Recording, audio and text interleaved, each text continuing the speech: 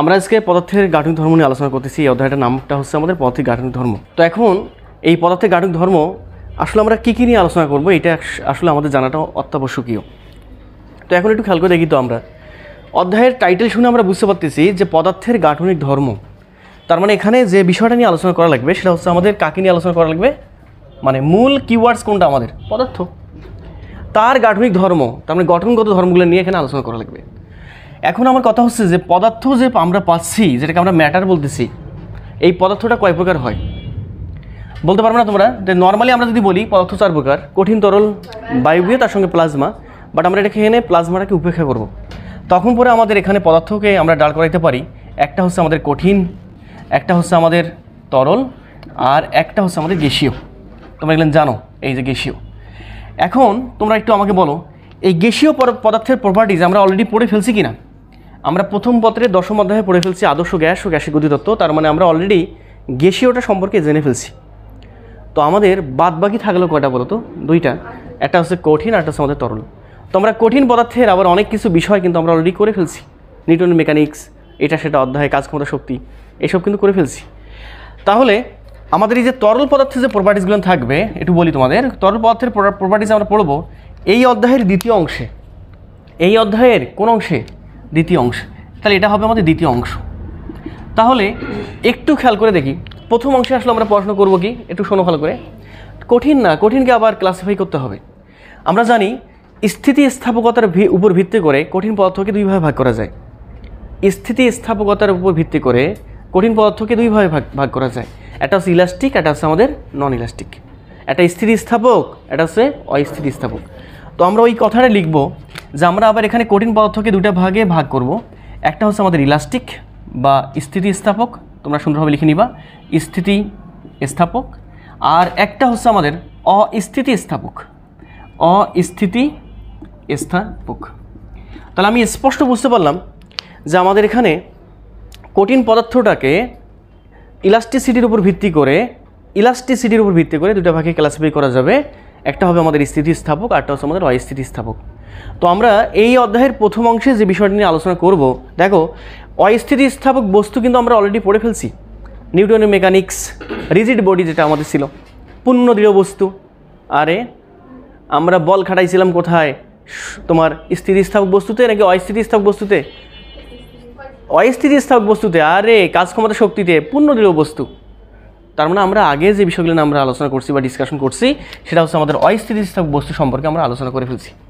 তাহলে আজকে যে বিষয়গুলো আমরা পড়াশোনা করব এই অধ্যায়ের প্রথম অংশে, সেটা অবশ্যই কাকে কেন্দ্র করে বলো তো? স্থিতিস্থাপক বস্তুকে কেন্দ্র করে। তার মানে আমাদের আজকের টোটাল ডিসকাশন যেটা যাবে সেটা হচ্ছে আমাদের প্রথম অংশের আমরা টোটাল ডিসকাশন যেটা পাবো সেটা শুধুমাত্র কাকে কেন্দ্র করে? স্থিতিস্থাপক বস্তুকে কেন্দ্র করে। এই জন্য প্রথম অংশের আমরা নাম দিছি স্থিতিস্থাপকতা। কি নাম দিব আমরা? স্থিতিস্থাপকতা। তো আমরা প্রথম অংশে যে কাজগুলো করব, স্থিতিস্থাপকতা কী জিনিস, কিভাবে তৈরি করা হয়, স্থিতিস্থাপকতার কোনো সূত্র আছে কি না, ঠিক আছে, স্থিতিস্থাপক বস্তুর ক্ষেত্রে আমাদের কাজ কীরকম হয় না হয় সে বিষয়গুলো আমরা শিখব। তো আমি তোমাদের কাছে এতটুকু আশা করতে পারি যে আমাদের এই অধ্যায়ের আসলে কী বিষয় নিয়ে আমরা এখানে স্টাডি করবো সেটা আমরা বুঝতে পারছি। তো আমরা বুঝতে পারতেছি এখানে স্থিতিস্থাপক এবং এখানে তরল পদার্থের যে তোমাদের প্রপার্টিসগুলো হয় বা গঠনগত দিক থেকে তার যে ধর্মগুলো হয় সে বিষয়গুলো আমরা আলোচনা করব। বোঝা গেছে তো নাকি? ওঠাই নিচ্ছ তোমরা? এখন স্থিতিস্থাপক যদি তোমরা বুঝতে পারো তাহলে তোমরা আমাকে একটা উদাহরণ দাও আগে। তোমরা একটু আমাকে বলো যে স্থিতিস্থাপক বস্তু কী হতে পারে। হ্যাঁ, আমরা জানি স্থিতিস্থাপক বস্তু আসলে আমাদের কোনগুলোকে আমরা বলি, আমরা একটু সংজ্ঞা আগে দিই। শুনছো? আচ্ছা ঠিক আছে, অনেক কথা বলার ট্রাই করছে। আমরা এভাবে বলি, নর্মালি একটু বলি। হ্যাঁ হ্যাঁ বলি। আমরা এভাবে বলি, যে সকল বলি না প্লিজ, যে সকল বস্তুকে আমরা বাহ্যিকভাবে বল প্রযুক্ত যদি করি একক ক্ষেত্রফলের উপর, কথাটা শোনো কিন্তু ভালোভাবে কি বলতেছি। একটা বস্তুকে যদি আমি বাহ্যিকভাবে বল প্রযুক্ত করি তার ক্ষেত্রফলের উপর, এবং সেক্ষেত্রে যদি আমাদের ওই বস্তুটার বিকৃতি ঘটে, বিকৃতি বলতে তার আকার পরিবর্তন হচ্ছে, আয়তন পরিবর্তন হচ্ছে, এরকম সামহাও যদি কোনো একটা এজেন্ট পরিবর্তন হয়, সেক্ষেত্রে ওই বাহ্যিক বলটা যদি আমরা একক ক্ষেত্রফলের উপর বা ক্ষেত্রফলের উপর থেকে অপসারিত করি, তখন বস্তু কী করতে চায়? পূর্বের আগের অবস্থানে ফিরে আসতে চায়। ওই সকল বস্তুকে আমরা বলি স্থিতিস্থাপক বস্তু। এবং এই বস্তুর স্থিতিস্থাপক ধর্মটাকে বলা হয় স্থিতিস্থাপকতা। মনে থাকবে তো নাকি? তাহলে বলো মাথা ঠান্ডা করে। আমি স্পষ্ট বুঝতে পারলাম আমি কি বলছি কথা বললেন, যে স্থিতিস্থাপক সে সকল বস্তুকে বলবো আমরা যখন বাহ্যিকভাবে কোনো একটা বস্তুর উপর ক্ষেত্রফলের উপর বল প্রয়োগ করবো এবং বল প্রয়োগের ফলে যদি বস্তুর আকার বা আকৃতির পরিবর্তন ঘটে এবং বল অপসারণ করলে আবার যদি পূর্বের অবস্থানে ফিরে আসতে চায় বা ফিরে আসে, সে সকল বস্তুকে বলবো আমরা স্থিতিস্থাপক। তো আমরা ব্যাপারটা কিন্তু বুঝতে পারছি যে স্থিতিস্থাপক কীরকম হতে পারে না পারে। তাহলে এই সকল ধর্ম কার কার মাঝে আছে, কি কি বস্তুর মাঝে আছে? রাবারের মাঝে আছে, পিতলে তোমার ইস্পাতের মাঝে আছে কি না? রাবার, ইস্পাত, নাম শুনি তোমার ইস্পাত? আরে তোমাদের যে স্কেল আছে লোহা না, ওটা ইস্পাতের স্কেল। ইস্পাতের স্কেল রাবারকে টান দিছো, টান দিয়ে ছেড়ে দিছো, টান দিয়ে ছেড়ে দিলে সে আবার পূর্বের অবস্থানে ফিরে যাচ্ছে। তার মানে ইলাস্টিক বডি, ইলাস্টিক এটা আমাদের পদার্থ। এখন সবসময় যে পূর্বের অবস্থানে ফিরে যাবে ব্যাপারটা এরকমটা হয় না কিন্তু। রাবারকে অল্প টান দিছো, ওকে, আরও টান দিছো, আবার ফিরে গেছে। একটা লিমিট কোর্স করে টান দিলে তুমি যদি ছেড়ে দাও দেখবা আর আগের মতো যাচ্ছে না, রাবার লম্বা হয়ে গেছে। তার মানে অবশ্যই একটা বিষয় মাথায় রাখা লাগবে, যখন আমি স্থিতিস্থাপক বস্তু ডিফাইন করতে চাবো তখন অবশ্যই যেন আমরা বলি একটা নির্দিষ্ট লিমিট পর্যন্ত সে স্থিতিস্থাপক। কী পর্যন্ত? একটা লিমিট, নির্দিষ্ট লিমিট। যেমন তোমাদের বলি ইস্পাতের যে স্কেলগুলো আছে তোমরা এগুলো যেটা দিয়ে মার্জিন টানছিলাম, স্টিলের স্কেলটা শোনো না কেন, এই যে তোমার এখানে ব্রেঞ্চের উপর রাখার পর স্টিলের স্কেলটাকে ব্রেঞ্চের একদম কিনারাতে রাখার পর এভাবে চাপ দিয়ে ধরো এখানে স্কেলটাকে, তারপর এইভাবে একটু হালকা একটু টান দাও, খালি দেখবে দেখছো স্কেল একটা স্কেল, তোমার স্টিল একটা স্কেল থাকে তোমাকে দেখাইতাম। এখন তাহলে তোমরা আমাকে বলো, তোমার ঠান্ডা করে একটু বলো যে আমি যদি সেই স্কেলটাকে অল্প পরিমাণ বল প্রয়োগ করি তার ক্ষেত্রফলের উপর, তখন যে পরিমাণ বিকৃতি ঘটে বল অপসারণ করলে ক্ষেত্রফলের উপর থেকে সেটা পূর্বের অবস্থানে আবার ফিরে আসে।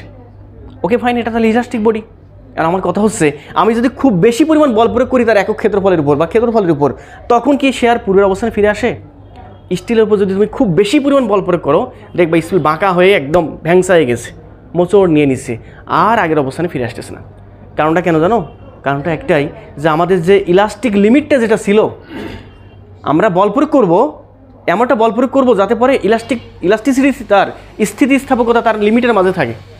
এখন যদি আমি বল বেশি প্রয়োগ করে ফেলি যেটা লিমিট ক্রস করে ফেলছে, তখন আমাদের সেটা আর ইলাস্টিক থাকবে না, নন ইলাস্টিকে কনভার্ট হয়ে যাবে। যেমন আমাদের স্টিলটা অল্প পরিমাণ বল প্রয়োগ করে ছেড়ে দিলে কুইক তারা পূর্বের অবস্থায় ফিরে আসে, বেশি পরিমাণ বল প্রয়োগ করলে সে ওঠেই না। ভেঙে দেখাবো নাকি একটা স্টিলের স্কেলকে? থাকলে এটা দেখাইতাম। খুব জোরে পরিমাণ বল প্রয়োগ করবা আর আগের তোমার পূর্বের অবস্থানে আসবেই না। ইমরান, আমরা এখানে কী না বললাম? অল্প একটু কথা বলছিলাম যেটা আমাদের না আমরা এখানে বলছিলাম যে আমাদের রাবার আর তোমার স্টিলের স্কেল উভয়ে কিন্তু আমাদের স্থিতিস্থাপক বস্তু। এখন আমার প্রশ্ন হচ্ছে, আচ্ছা কোনটা বেশি স্থিতিস্থাপক, রাবার নাকি স্টিল? একটু ভালোভাবে মাথা খাটাই কিন্তু বলতে হবে। রাবারকে তুমি একটু খেয়াল করে দেখো, একটা নির্দিষ্ট লিমিট পর্যন্ত, আমি বলছি আবারও, ইলাস্টিসিটি থাকবে একটা নির্দিষ্ট লিমিট পর্যন্ত, ঠিক আছে? এবং এটাকে আমরা বলি যে লিমিট অফ প্রপোর্শনালিটি। কার প্রপোর্শনালিটি? লিমিট অফ স্থিতিস্থাপকের। তো তুমি একটু খেয়াল করে দেখো, তুমি যখন একটা রাবারকে একটা নির্দিষ্ট বল দিয়ে একক ক্ষেত্রফলের উপর বল দিয়ে তুমি যখন টেনে ছেড়ে দিবা, আবার সে পূর্বের অবস্থানে যাবে। বাট তুমি যখন বেশি বল দিয়ে টেনে ছেড়ে দিবা তখন কিন্তু সে আর পূর্বের অবস্থানে যাবে না, একটু বৃদ্ধি পাবে রাবারটা। তুমি একটু খেয়াল করে দেখো তো, একটা রাবারকে আমি অল্প একটু বল তার একক ক্ষেত্রফলের উপর প্রয়োগ করে ছেড়ে দিলাম, রাবারটা দেখো আস্তে করে কিন্তু আসবে, পূর্বের অবস্থানে কুইক আসবে না, কিন্তু আস্তে আসবে। একটা রাবারকে কেটে নাও না, কেটে নিয়ে দেখো তুমি হালকা বল দিছো, হালকা একটু টেনে ছেড়ে দিছো, আস্তে আস্তে আসছে, মানে তার পূর্বের অবস্থানে ফিরে আসছে কেমনে? মানে খুব স্লোলি, খুব কুইক না কিন্তু। এবার তুমি যেটা স্টিলকে, যেটা স্টিল বললাম আমি তোমাকে, ইস্পাতের স্কেলকে হালকা একটু প্রেস করে তুমি ছেড়ে দাও, তুমি দেখবা রাবারের চেয়ে বেশি কুইক আসতেছে। তাহলে পূর্বের অবস্থানে ফিরে আসার টেন্ডেন্সি কার বেশি, রাবারের নাকি ওই যে তোমার স্টিলের স্কেলের? যার ফলে স্টিলটা বেশি ইলাস্টিক।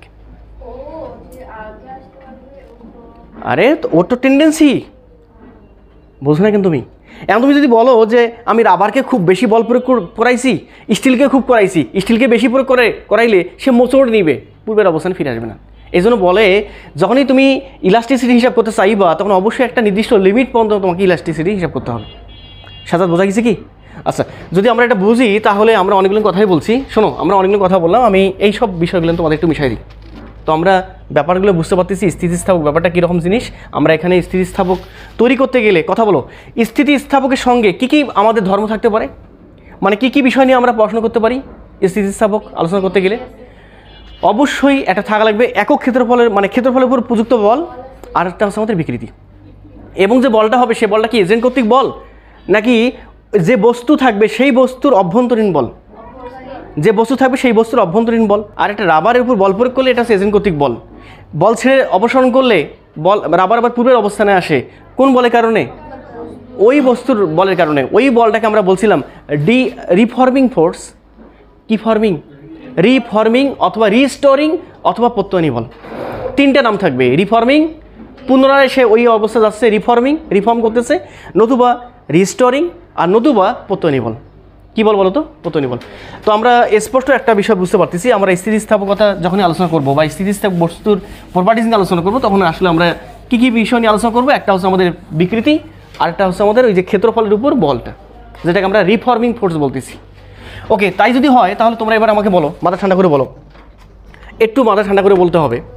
আচ্ছা একটু মাথা ঠান্ডা করে বলো, আমি প্রথমে যেটা দেখতে চাচ্ছি একটু ইমরান ভালো করে শোনো। আমরা তো মোটামুটিভাবে স্থিতিস্থাপকতা সম্পর্কে অনেক কিছু বিষয় বুঝতে পারছি। এখন তোমরা আমাকে মাথা ঠান্ডা করে কয়েকটা কথা বলবা। সেটা হচ্ছে আমরা দেখতে চাচ্ছি পদার্থের, দেখো ইলাস্টিক বডির ক্ষেত্রে আন্তঃআণবিক দূরত্বের সঙ্গে বিভব শক্তির সম্পর্কটা কেমন। তোমাদের বইয়ে প্রথমে একটা লেখচিত্র দেওয়া আছে, তোমরা দেখবা আন্তঃআণবিক দূরত্বের সঙ্গে কিসের সম্পর্ক? বিভব শক্তির সম্পর্ক। আরে বাবা, যেটা ইলাস্টিক বডি সেটা কি সঞ্চয় করে রাখে? শক্তি সঞ্চয় করে রাখে। কি শক্তি সেটা? বিভব শক্তি। স্প্রিংকে আমি টান দিলাম, চালাও না কেন, আমি টান দিলাম, টান দিয়ে ধরে রাখছি, তাহলে সে কি শক্তি অর্জন করে আছে? বিভব। ছেড়ে দিলেই অর্জিত শক্তি গতি শক্তিতে রূপান্তর হবে। এই জন্য বলছি যে আমরা ইলাস্টিক বডির আন্তঃআণবিক দূরত্বের সঙ্গে কি দেখবো আমরা। তাহলে বলো, তো আমরা একটা কাজ করে ফেলি, তোমরা একটু আমাকে বলো, মাথা ঠান্ডা করে বলো। আমরা এই পাশ বরাবর দিলাম, এই খেয়াল করে দেখো, আমরা এই পাশ বরাবর দিলাম হচ্ছে আন্তঃআণবিক তোমার বিভব শক্তি, এই পাশ বরাবর দিলাম হচ্ছে আমাদের বিভব শক্তি, আর দেখো ওয়াই অক্ষ বরাবর দিলাম বিভব শক্তি, আর এক্স অক্ষ বরাবর দিলাম আমরা, এক্স অক্ষ বরাবর দিব হচ্ছে আমাদের আন্তঃআণবিক, খেয়াল করে দেখো আন্তঃআণবিক, এটা হচ্ছে আমাদের দূরত্ব। আচ্ছা তাই যদি হয় তোমরা এবার আমাকে বলো, মাথা ঠান্ডা করে আগে শোনো, বিভব শক্তি ভার্সেস আন্তঃআণবিক দূরত্বের যে লেখচিত্রটা হয় সেই লেখচিত্রটা এরকমটা হয়। কেন এরকমটা হয় সেটা একটু পরে বোঝাচ্ছি, তোমরা এখন ওঠাই না প্লিজ, আমি সময় দিব, মিশাবো না একটা কিছু জিনিস। এই যে লেখচিত্র যেটা হবে সেই লেখচিত্র হবে আমাদের এইরকমটা, একটু দেখো এইরকমটা। এখন এটা কেন এরকমটা হয় সেটা তোমার একটু ব্যাখ্যাগুলো করে দিই। আচ্ছা তোমরা না বলছিলা যে বিভব শক্তি এবং আন্তঃআণবিক দূরত্বের সঙ্গে সম্পর্ক দেখাচ্ছে, এটা কোন বস্তুর ক্ষেত্রে? স্থিতিস্থাপক বস্তুর ক্ষেত্রে। স্থিতিস্থাপক বস্তু সেটা কি? স্প্রিং। তাই স্প্রিং যদি হয় তাহলে একটু খেয়াল করে দেখো, আমি এখানে কয়েকটা স্প্রিং স্থাপন করব, খেয়াল করে দেখো এইখানে খেয়াল করে দেখো, এই যে আমি এখানে কয়েকটা স্প্রিংকে এখানে স্থাপন করবো। এই যে একটা স্প্রিং ইমরান, এই যে একটা স্প্রিং, এই যে আরেকটা আমাদের এখানে স্প্রিং, এই যে আমাদের এখানে আরও একটা স্প্রিং, এইখানে আমাদের আরও একটা স্প্রিং, এইখানে আমাদের আরও একটা স্প্রিং, এইখানে আবার আরেকটা আমাদের স্প্রিং। কথা মনে বোঝো নেই? আচ্ছা প্রত্যেকটা স্প্রিং আমি বাহ্যিকভাবে কোনো বল প্রয়োগ করিনি এখনও, তাহলে এখানে প্রত্যেকটা স্প্রিং কেমন অবস্থা আছে ভাই? স্বাভাবিক অবস্থায় আছে। তাহলে আমি কি বলতে পারবো না যে আমাদের এইটা হচ্ছে আমাদের প্রথম স্প্রিংয়ের প্রথম অণু, দ্বিতীয় অণু? আরে এই পুরো একটা স্প্রিং, এই পুরো স্প্রিংয়ের এইটা হচ্ছে আমাদের ইনিশিয়াল অণু, শেষ অণু। তার মানে আমি স্পষ্ট বুঝতে পারতেছি স্বাভাবিক অবস্থায় স্প্রিং যেহেতু এরকমভাবে থাকতেছে, এইটাই হচ্ছে এই স্প্রিংয়ের এতটুকু লেন্থটাই হচ্ছে আমাদের তার আর এর মান, আর বলতে আর নট, এবং এই আর নটটাই হচ্ছে আমাদের আন্তঃআণবিক দূরত্ব। আর বাবা এখানে অনুরোধ বলেন দিইনি আমি, কয়টা স্প্রিং লাগাইছি এখানে? 1টা 2টা 3টা 4টা 5টা 6টা 7টা। তাহলে এখানে কয়টা অণু দিছি আমি? খেয়াল করে দেখো, হিসাব করে একটু দেখো অনুগুলো কয়টা আছে? 1 2 3 4 5 6টা। বোঝো না কেন? তাহলে এই অণু থেকে এই অণুর দূরত্ব হচ্ছে স্প্রিংয়ের দৈর্ঘ্য, এবং এইটাকে আমি বললাম আর নট, আর নটটাই হচ্ছে আমাদের আন্তঃআণবিক দূরত্ব। বোঝো না মনে এখনো? তাই যদি বুঝতে পারো তাহলে তোমরা এবার আমাকে মাথা ঠান্ডা করে বলো, তোমরা আমাকে বলো প্রত্যেকটা বডি, প্রত্যেকটা বস্তু কখন, শোনো ভালো করে, প্রত্যেকটা বডি বা প্রত্যেকটা বস্তু কখন আমাদের স্টেবল অবস্থায় আসে ভাই? বলো, ইলাস্টিক বডি বা প্রত্যেকটা বস্তু কখন স্টেবল অবস্থায় আসবে? আচ্ছা তোমরা একটু খেয়াল করে দেখো তো, আমরা যখন পৃথিবী পৃষ্ঠে অবস্থান করতেছি তখন আমাদের বিভব শক্তির মান কেমন? সর্বোচ্চ নাকি সর্বনিম্ন? সর্বনিম্ন। তার মানে প্রত্যেকটা বস্তু চায় সর্বনিম্ন বিভব শক্তি অর্জন করতে। আরে বাবা তুমি একটা বস্তুকে উপরে উঠাই দিছো, পাহাড়ে উঠাই দিছো একটা বস্তুকে, বলকে, তাহলে বলটা কি পাহাড়ে উঠে থাকবে নাকি পাহাড় থেকে ভূমিতে আসবে? কারণ একটাই, তার টেন্ডেন্সি একটাই, সে সর্বনিম্ন বিভব শক্তি অর্জন করতে চাচ্ছে। এই পৃথিবীতে প্রত্যেকটা বস্তু স্টেবল হবে তখন যখন তার অর্জিত বিভব শক্তির মানটা হবে সর্বনিম্ন। কথা বোঝা গেছে? তাহলে এখন তুমি আমাকে মাথা ঠান্ডা করে বলো, এখানে আমাদের খেয়াল করে দেখো বিভব শক্তি কোন অক্ষ বরাবর দেওয়া আছে? এখানে কেমি ওয়াই অক্ষ বরাবর। তাহলে বলো এখানে সর্বনিম্ন বিভব শক্তি কোন পয়েন্টে আছে বলো? এখানে গ্রাফ দেখো সর্বনিম্ন বিভব শক্তি আছে আমাদের এই পয়েন্টটাতে। ইস, তাহলে সর্বনিম্ন বিভব শক্তি এই পয়েন্ট বলতে আমি স্পষ্ট বুঝতে পারতেছি এই পয়েন্ট মানে এইখানে। তাহলে এই পয়েন্টটাতে আমাদের আমি স্পষ্ট বুঝতে পারতেছি যে আমাদের এখানে পোটেনশিয়াল এনার্জি ইপি যেটা, এটা হচ্ছে আমাদের মিনিমাম, এবং এই পয়েন্টটাতে বস্তু স্টেবল। আচ্ছা, বস্তু স্টেবল মানে এর উপর কি কোনো পরিমাণ তোমার বল প্রযুক্ত করা হয়েছে? বল প্রযুক্ত করা হয়নি। তার মানে আমি স্পষ্ট বুঝতে পারতেছি বল প্রযুক্ত না করা হলে এই অণু এবং এই অণুর মধ্যবর্তী দূরত্ব যেটা, সেটা হচ্ছে আমাদের আন্তঃআণবিক দূরত্ব। তার মানে আমি স্পষ্ট বুঝতে পারলাম এখান থেকে শুরু করে এই পর্যন্ত এই দূরত্বটাই হচ্ছে আমাদের আন্তঃআণবিক দূরত্ব, যেটা কিনা আমাদের R0। আরে বাবা, এখান থেকে শুরু করে এটা হচ্ছে আন্তঃআণবিক দূরত্ব তার R0টা। তার মানে এই অবস্থায় সে বস্তু কেমন অবস্থায় আছে? স্বাভাবিক অবস্থায় আছে। আর স্বাভাবিক অবস্থায় মানে এই ক্ষেত্রে এই পয়েন্টে তার অর্জিত বিভব শক্তির মানটা হচ্ছে সর্বনিম্ন। বুঝলাম? এখন আমি যদি একটা কাজ করে ফেলি, দেখো সিস্টেমটা দেখো, আমি যদি এবার একটা কাজ করে ফেলি, এই স্প্রিংয়ের উপর বাহ্যিকভাবে বল প্রযুক্ত করি। আচ্ছা, বাহ্যিকভাবে বল প্রযুক্ত করলে এরা সংকুচিত হবে না? আচ্ছা, এরা যদি সংকুচিত হয় এদের মধ্যে অর্জিত বিভব শক্তির মানটা বাড়বে না কমবে? এই তো। তাহলে বলো এবার দেখো গ্রাফ ঠিক আছে কিনা। এবার আমি যদি R0 এর মানটা কী করি সাজ্জাদ? কমাই। আরে বাহ্যিকভাবে বল প্রয়োগ করা মানে কি? কথা বলে না। আর বাহ্যিকভাবে বল প্রয়োগ করতেছি এখানে, তাহলে এরা পুরো সিস্টেমটা রিফর্ম করবে, সংকুচিত হয়ে যাবে। সংকুচিত হয়ে গেলে আমি স্পষ্ট বুঝতে পারতেছি সেটা দেওয়ার সঙ্গে সঙ্গে আবার পুরো অবস্থা ফিরে যাবে। তার মানে সে একটা কী করবে? বিভব শক্তি অর্জন করে নিবে। তা তুমি আমাকে বলো, এবার যদি আমাদের আর এর মান কমে যায়, আস্তে আস্তে কমে, দেখো আর এর মান যদি এখানে কমে এখানে আসে, আমাদের অর্জিত বিভব শক্তির মানটা কী হচ্ছে? বলো কী হচ্ছে? বাড়তেছে। এই যে আর এর মান কমলে বাড়ে। আরে ভাই বোঝো না কেন? এই পাশের বিভব শক্তি যেটা, এই এতটুকু বিভব শক্তি যেটা, সেটা হচ্ছে পজিটিভ। আর এই পাশের বিভব শক্তি যেটা, সেটা কী বলতো আমাদের? নেগেটিভ। তাহলে বাড়তেছে, আর এর মান কমতেছে, বিভব শক্তির মানটা বাড়তেছে। তাহলে গ্রাফ আমাদের লেখচিত্র আমাদের ঠিক আছে না? ঠিক নাই? ঠিক আছে। হিমেল বোঝা গেছে কি? এবার তুমি আমাকে বলো, এবার যদি আমি আবার একে ধরে বল প্রয়োগ করি, তাহলে এই পুরোটা কী হবে ভাই? প্রসারিত হবে। প্রসারিত হলে বল অপসারণ করলে, বাহ্যিক বল অপসারণ করলে সে আবার পূর্বের অবস্থানে ফিরে আসতে চাইবে। তাহলে সেও কী করবে? আমি যখন বাহ্যিকভাবে বল প্রযুক্ত করবো, অর্থাৎ আর এর মান যখন আমি বাড়াবো, দেখো না কেন ইমরান, এই আর এর মান যখন আমি বাড়াই নিব, তখন এর মাঝে অর্জিত বিভব শক্তির মানটা বাড়বে না কমবে? কমবে কেন? তখনও বাড়তেছে। ও সাজ্জাদ, স্প্রিংকে ধরে যদি আমি সংকোচন করি তখন অর্জিত বিভব শক্তির মান থাকে। কারণটা কি? যখন আমি বলটা অপারেশন করবো আগের অবস্থানে ফিরে যাবে। আবার স্প্রিংকে ধরে টান দিলাম, ছেড়ে দিলে আবার সে কোন অবস্থানে আসবে? সংকুচিত হয়ে তার পূর্বের অবস্থানে আসবে। দুই ক্ষেত্রে কি হয়? বিভব শক্তির মানটা বাড়ে ভাই। তাহলে এবার তুমি আমাকে বলো, এবার যদি আমি স্প্রিংয়ের আর এর মানটা, দেখো আর এর মানটা যদি এবার বাড়াই নেই, আর এর মানটা যদি আন্তঃআণবিক দূরত্ব বাড়াই নেই, কীভাবে বাড়াবো? বল বাহ্যিকভাবে প্রয়োগ করলাম। আচ্ছা, আর এর মান যদি বেড়ে যায়, তুমি একটু খেয়াল করে দেখো, আর এর মান যদি এবার বাড়ে, দেখো তো অর্জিত বিভব শক্তির মানটা বাড়তেছে না কমতেছে? বাড়তেছে নাকি? এখনো ব্যাপারটা বুঝো নেই? তাহলে আমি স্পষ্ট বুঝতে পারলাম বিভব শক্তি বনাম আন্তঃআণবিক দূরত্বের যে লেখচিত্র, সেই লেখচিত্র হচ্ছে আমাদের এটা। পরীক্ষা এমসিকিউ আসবে ইলাস্টিক বডি ক্ষেত্রে। এটা কোন বডি ক্ষেত্রে? Elastic body. এটাও লিখে দেওয়া দরকার যে আমাদের এটা হচ্ছে ইলাস্টিক বডি। যে ইলাস্টিক বডির ক্ষেত্রে আমাদের বিভব শক্তি ভার্সেস আন্তঃআণবিক দূরত্বের লেখচিত্র কেমন হবে, তখন অবশ্যই যে অপশনে এটা থাকবে সেই অপশনটা যেন আমরা মার্ক করে নিই। এখন তোমরা আমাকে বলো, অল্প একটু কিছুক্ষণ, নওশিন বেশি ক্লাস নিব না আজকে, বেশি কথা বলবো না। আমি ভাবছিলাম অনেকগুলো ক্লাস নিতে পারবো, কিন্তু ওভাবে আর হয়তো বা বেশি বলবো না তোমাদের। আচ্ছা, এবার তোমরা আমাকে বলো, মাথা ঠান্ডা করে এবার বলো, আমরা যখন স্থিতিস্থাপক বডি পড়তেছি, স্থিতিস্থাপক বডি এটা আসলে স্থিতিস্থাপক কিনা এটা কীভাবে বুঝতে পারবো? আমরা বলছিলাম যে স্থিতিস্থাপক বডি বুঝতে পারবো যদি বাহ্যিকভাবে বল প্রযুক্ত করা হয়, তখন ওই বস্তুর বিকৃতি ঘটবে। একক ক্ষেত্রফলের উপর প্রযুক্ত বল দ্বারার কারণে তার কি ঘটবে? বিকৃতি ঘটবে, আকার আয়তনের পরিবর্তন ঘটবে। পরিবর্তন ঘটলে আমরা বুঝতে পারবো, মানে বাহ্যিক বল যদি আমরা অপসারণ করি, তখন এই বস্তুর পত্তনী বল দ্বারা বস্তু কী করতে চাইবে? পূর্বের অবস্থানে ফিরে আসতে যখন চাইবে, তখন আমি বুঝতে পারবো এটা হচ্ছে ইলাস্টিক বডি। Okay fine. তাহলে বলো, ইলাস্টিক বডির আমাদের আসলে কী ধর্ম থাকতেছে? ইলাস্টিক কি না এটা জাজ করার জন্য আমি কাকে কাজে লাগাবো? প্রথম কথা হচ্ছে আমাদের বল কেমন, কিসের উপর বল প্রযুক্ত? বল ক্ষেত্রফলের উপর। বুঝো না এখনো তো? হ্যাঁ, তাহলে এই যে আমরা বাহ্যিক বলটা, আমরা যে বলটা বলতেছি, এই বলটা হচ্ছে আমাদের, একটা হচ্ছে এজেন্ট কর্তৃক বল, আরটা হচ্ছে আমাদের বস্তু কর্তৃক অর্জিত বল, এবং এটাকে আমরা বলছিলাম তোমার কি বলছিলাম, প্রত্যয়নী বল। তাহলে এবার তুমি আমাকে বলো মাথা ঠান্ডা করে, আমরা এই বলটা কীভাবে হিসেব করব? একক ক্ষেত্রফলের উপর। কি ক্ষেত্রফলের উপর? একক। তো এখন এই একক ক্ষেত্রফলের উপর বল হিসেব করতে গিয়ে, শোনো একটু হিমেল, একক ক্ষেত্রফলের উপর বল হিসেব করতে গিয়ে আমরা এখানে বল পাবো 3 রকমের। কয় রকমের? 3 রকমের। আমরা স্টেপ বাই স্টেপ বিষয়গুলো না আসি, বুঝলে মনে এখনো? তো একটু মাথায় শোনো একটু। তো এই যে একক ক্ষেত্রফলের উপর যে বলটা, এই বলটাকে আমরা ইংলিশে বলি স্ট্রেস, বাংলায় বলি এটাকে পীড়ন। শুনছো হিমেল কি বলছি? এটাকে বলি আমরা ইংলিশে স্ট্রেস, এটাকে বলি আমরা স্ট্রেস, বাংলায় বলি আমরা এটাকে পীড়ন। তাহলে পীড়নটা কী জিনিস?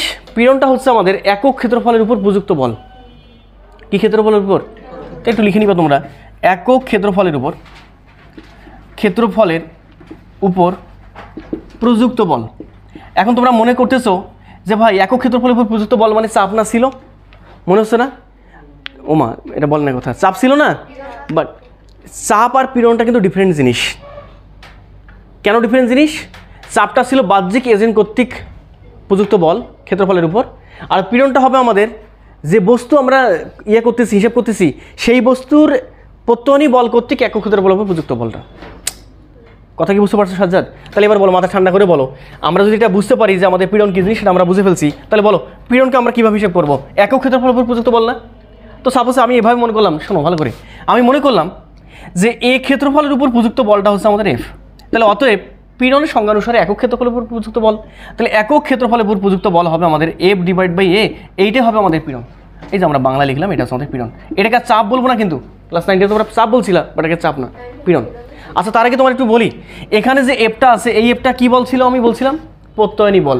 প্রত্যয়নী বল বলতে রিস্টোরিং ফোর্স, এই জন্য কি প্রকাশ করতে হবে এফ আর দ্বারা, যাতে আমরা বুঝি আর কি, আমাদের বোঝার জন্য। কোনো বইয়ে এইসব নাই, বাট আমরা যাতে বুঝতে পারি, এটা হচ্ছে আমাদের F R restoring force divide by ক্ষেত্রফল ইজ ইকুয়াল টু হচ্ছে আমাদের পীড়ন। মনে থাকবে তো নাকি? তোকে আমরা পীড়নের যে বেসিক বিষয়গুলো সেটা কিন্তু আমরা বুঝতে পারছি। এখন তোমরা আমাকে বলো পীড়নের এখান থেকে আমাদের একক কী জিনিস আর মাত্রাটা কতটুকু হবে, এটা তোমরা আমাকে একটু বলো মাথা ঠান্ডা করে বলো। পীড়নের আমাদের একক হবে যেটা, সেই এককটা হচ্ছে আমাদের কত? বলের একক নিউটন, ক্ষেত্রফলের উপর ক্ষেত্রফলের একক মিটার স্কোয়ার, তাহলে নিউটন পার মিটার স্কোয়ার। কথা বুঝতে পারলা? তাহলে এবার বলো মাত্রা কি হবে? মাত্রা হচ্ছে আমাদের বলের মাত্রা। বলের মাত্রা মানে কতটুকু? M L T inverse 2 divided by ক্ষেত্রফলের মাত্রা। ক্ষেত্রফল বলতে কি আমাদের লেন্থ, তার উপরে স্কোয়ার। তাহলে এই যে এল এর উপরে স্কোয়ার, তাহলে একক থাকে আমাদের, একক হয় যেটা, সেটা হচ্ছে আমাদের M L inverse 1 T inverse কত বলো তো 2। তো পরীক্ষা যদি এমসিকিউ আসে পীড়নের নিচের একক কোনটি, মাত্রা কোনটি, আশা করি তোমরা এটা পারবা। ঠিক আছে? তো তোমাদের একটু বলি, তোমরা একটু খেয়াল করে দেখো, পীড়নের যে এককটা, সে এককটা কিন্তু নিউটন পার মিটার স্কোয়ার, যা কিনা চাপের এককের মানের সমান। এই জন্য এটাকে অনেক সময় বলা হয় এটা হচ্ছে আমাদের প্যাসকেল। কি কেল? Pascal. Newton per metre square pascal না, এইভাবে লেখা আছে। তো তোমরা আগে উঠাই নাও, ওটাই না হয়ে গিয়ে আমাকে একটু বলো। আমরা একটু দেখবো এখন যে কাজটা, সেটা হচ্ছে আমাদের পীড়নটা দেখবো কয়েকভাবে আসলে পীড়নের ক্লাসিফিকেশন। তোমরা লিখে নিবা যে পীড়নের প্রকারভেদ, এখানে লিখে নিবা তোমরা পীড়নের, একটু সাজাই বিষয়গুলো, একটু সাজাই গোছাই পড়ো, ঠিক আছে? পীড়নের প্রকারভেদ। এখন তোমরা বলবা ভাই পীড়নের প্রকারভেদ কেমনে আবার করে? পীড়ন তো একটাই হওয়া উচিত। দেখো পীড়নের প্রকারভেদ হবে, কীভাবে হবে না হবে সে বিষয়গুলো তোমাদের একটু বলি। আচ্ছা, তোমরা কি কেউ বলতে পারবা আমরা যে ইলাস্টিক বডিগুলো পড়তেছি, ইলাস্টিক বডিগুলো কীভাবে হতে পারে, কীরকম হতে পারে? ইলাস্টিক বডি কিন্তু দেখো বলি শোনো, ইলাস্টিক বডিতে আমি কি করব? একক ক্ষেত্রফলের উপর বল প্রযুক্ত করব, এইটা তো আমাদের পীড়ন। আচ্ছা, এখন আমি একটা কাজ করতে পারি, আমি একক ক্ষেত্রফলের উপর বল প্রয়োগ করব দৈর্ঘ্য বরাবর। আরে কি বরাবর? দৈর্ঘ্য বরাবর, কারো প্রস্থ বরাবর, কারো আয়তন বরাবর। আরে তার মানে দৈর্ঘ্য বলতে একমাত্রিক, দ্যাট ইজ 1D। আমি এভাবে বলি, এটা কি 1D। ক্ষেত্রফল বলতে কয় মাত্রিক? দ্বিমাত্রিক, তার মানে এটা 2D। তো ক্ষেত্রফল বলা যায় না, তোমাদের বইয়ে বলা আছে মোচড় বা কৃন্তন, ঠিক আছে, বা শেয়ার, এগুলো না আমি বলবো এখন। আর একটা আছে আমাদের ত্রিমাত্রিক, দ্যাট ইজ 3D, যেটা কিনা আমাদের আয়তন। বুঝলে না মনে এখন কথা? তো এখন তোমরা আমাকে বলো যে পীড়নটা আমরা কয়টা ভাগে ভাগ করতে পারি? 3টা ভাগে। আমরা একটু লিখে নিই সুন্দরভাবে। পীড়নটা আমরা 3টা ভাগে ভাগ করতে পারি। একটা হচ্ছে আমাদের 1D পীড়ন, তোমরা একটু লিখে নিবে সুন্দরভাবে 1D। একটা হচ্ছে আমাদের 2D, আর একটা হচ্ছে আমাদের 3D। নিও লিখে নাও সুন্দরভাবে, নিচে তো নাকি কেমি। তো আমরা এই 1D পিরিয়ডটাকে এভাবে বলি, এটাকে এভাবে বলি আমরা, একটু নামগুলো তোমাদের একটু লিখে নেওয়া দরকার। এটাকে তোমরা লিখো 1D মানে হচ্ছে আমাদের দৈর্ঘ্য পীড়ন, এটা এইখানে লিখে দিই। দৈর্ঘ্য কী বলো তো আমাদের পীড়ন, মনে থাকবে না? 1D মানে কি পীড়ন? দৈর্ঘ্য, ওই যে দৈর্ঘ্য। 2D মানে কি? ক্ষেত্রফল না বলে এটাকে তোমাদের বইয়ে সুন্দরভাবে বলা আছে মোচড় বা কৃন্তন। তোমরা এটাই পড়ো, মোচড় বা কি বলো তোমাদের কৃন্তন, মনে থাকবে না? আর লাস্টেরটা হচ্ছে আমাদের 3D বলতে আমাদের আয়তন। এটা কি? আয়তন। কৃন্তন, মোচড় বা কৃন্তন, ওটা হচ্ছে আয়তন। ঠিক আছে? তো এখন তুমি একটু আমাকে বলো মাথা ঠান্ডা করে বলো এবার ইমরান, দেখো এখানে 1D যে পিরিয়ডটা আছে এই পিরিয়ডটা আসলে আমরা কীভাবে ডিফাইন করি সেটা একটু দেখি। আচ্ছা একটু খেয়াল করে দেখো তো, মাথা ঠান্ডা করে তোমরা একটু আমাকে বলো। আচ্ছা আমাদের কাছে একটা সাপোজ মনে করলাম এইখানে আমাদের একটা এই যে খেয়াল করে দেখো এইখানে একটা রাবার আছে। আচ্ছা এই রাবারটার আমি দৈর্ঘ্য বরাবর, দৈর্ঘ্য কোনটা ভাই? দৈর্ঘ্য কোনটা? এইটা না? তাহলে এই বরাবর যদি আমি বাহ্যিকভাবে দুটো বল প্রয়োগ করি, এখানে বল প্রয়োগ করলাম, এখানেও বল প্রয়োগ করলাম, রাবারটা কি বাড়বে না? না বাড়বে? বাড়বে। বাট আমাকে এই যে বাহ্যিক বল হিসেব করা যাবে না, পিরিয়ড বের করার জন্য আমাকে বের করতে হবে কি? এই রাবারের বলটা। রাবারের বলতে রাবারের এখানে তুমি একটু খেয়াল করে দেখো, রাবারের বল হিসেব করতে হবে কেমন ক্ষেত্রফলের উপর? একক ক্ষেত্রফলের উপর। তাহলে আমি এখান থেকে একটা একক ক্ষেত্রফলকে কেটে নিলাম, কথা মনে বোঝো নেই? একক ক্ষেত্রফল কাটার পর এখানে বলো বাহ্যিক বল এদিকে, তাহলে রাবারের প্রযুক্ত বল কোন দিকে হবে? তার বিপরীত দিকে। রিস্টোরিং ফোর্স কোন দিকে? তার বিপরীত দিকে। বাহ্যিক বলের বিপরীত দিকে, তাহলে রিস্টোরিং ফোর্স আমাদের এখানে যেখানে ঘটবে সেটা হচ্ছে আমাদের এইদিকে। আরে এই পাশে টানছি যখন, এপাশে ঘটনাটা এখানে ঘটছে, ঠিক একইভাবে এ পাশে একটা একক ক্ষেত্রফলকে তুমি কেটে নাও, এ পাশে বল প্রয়োগ করছে এইদিকে, তাহলে এখানে রিস্টোরিং ফোর্স কোন দিকে? তার বিপরীত দিকে। বোঝো না মনে এখনো? তাহলে তাই যদি হয় তাহলে তুমি আমাকে বলো এই যে বলটা তুমি দিচ্ছ এটা কোন বরাবর দিচ্ছ? দৈর্ঘ্য বরাবর। এই জন্য লিখছি এটা 1D অথবা দৈর্ঘ্য পীড়ন, মানে 1D পীড়ন অথবা দৈর্ঘ্য পীড়ন। এটা 1D বলাটা হচ্ছে এটা হচ্ছে আমার ভাষা, অন্য কোথাও পাবা না, তুমি কারো কাছে পাবা না 1D, এ শুধুমাত্র আমার কথা। 1D অথবা দৈর্ঘ্য পীড়ন, মনে থাকবে তো নাকি? তাহলে বলো এবার মাথা ঠান্ডা করে বলো, এখানে আমাদের যে পীড়নটা হচ্ছে, এখানকার যে পীড়নটা হচ্ছে, এই পীড়নটা হবে আমাদের কতটুকু হচ্ছে আমাদের? বলো, বলবে না কথাটা। এই পীড়নটা হচ্ছে আমাদের কতটুকু? F/A। ওই একক ক্ষেত্রফল প্রযুক্ত বল, ওইটে সবসময় F/A, সবসময় F/A, এখানেও F/A, ওখানে F/A। কেন মাইনাস? ও আচ্ছা, রিস্টোরিং এখানে এফ যেটা, এটা কিন্তু রিস্টোরিং ফোর্স, আমি বারবার বলতেছি। ক্লিয়ার তো নাকি? এবার বলো মাথা ঠান্ডা করে বলো এবার কৃন্তন বা মোচড়। ইমরান, কৃন্তন বা মোচড় ব্যাপারটা কীরকম জিনিস একটু তোমাদের বলি। আচ্ছা তোমরা এবার আমাকে বলো মাথা ঠান্ডা করে, শোনো সঞ্জিদা এখানে শোনো। সাপোজ আমি এখানে একটা সিলিন্ডার রাখছি, কী রাখছি বলো তো ভাই? সিলিন্ডার। দেখো না কেন হিমেল, এখানে দেখো এখানে একটা সিলিন্ডার রাখা আছে। সিলিন্ডার যদি আমি রাখি, এই সিলিন্ডার খেয়াল করে দেখো, সিলিন্ডার রাখছি আমি এখানে, এই সিলিন্ডারের এই দিক বরাবর আমি এফ বল প্রয়োগ করলাম। শুনছো? সিলিন্ডারের উপর দিক বরাবর, নিচের দিক বরাবর না কিন্তু। এবার এই সিলিন্ডারটা একটু ভালো করে শোনো তো, এই সিলিন্ডারে যদি আমাদের নিচের অংশটা যদি আমাদের একদম খুব শক্ত করে লাগানো থাকে, তাহলে বলো তো স্পর্শকীয় এফ বল প্রয়োগ করলে এই সিলিন্ডারের অবস্থা কীরকম হবে? নিচের অংশটা ঠিক থাকবে, কিন্তু তুমি দেখবা যত বেশি উপর দিকে যাবে তত বেশি মানে বাঁকানোভাবে সে শেপ নিবে। মানে ব্যাপারটা এরকমটা, নিচেরটা কিন্তু আমাদের দেখো হিমেল, নিচেরটা কিন্তু আমাদের এই যে নিচেরটা যেটা আছে, এই নিচেরটা কিন্তু আমাদের ঠিকই থাকবে, এই যে নিচেরটা কিন্তু ঠিকই আছে, বাট বেঁকে গেছে কোনটা? আমাদের উপরেরটা, এই যে উপরেরটা।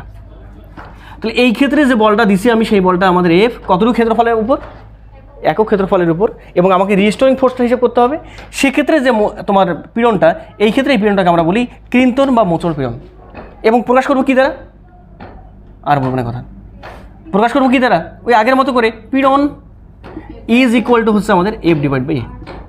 এফ আর না দিই, সবসময় এফে দিই, এবং এই এফটা দ্বারা বুঝবো রিস্টোরিং ফোর্সটা। বুঝলে না মনে এখন কথা?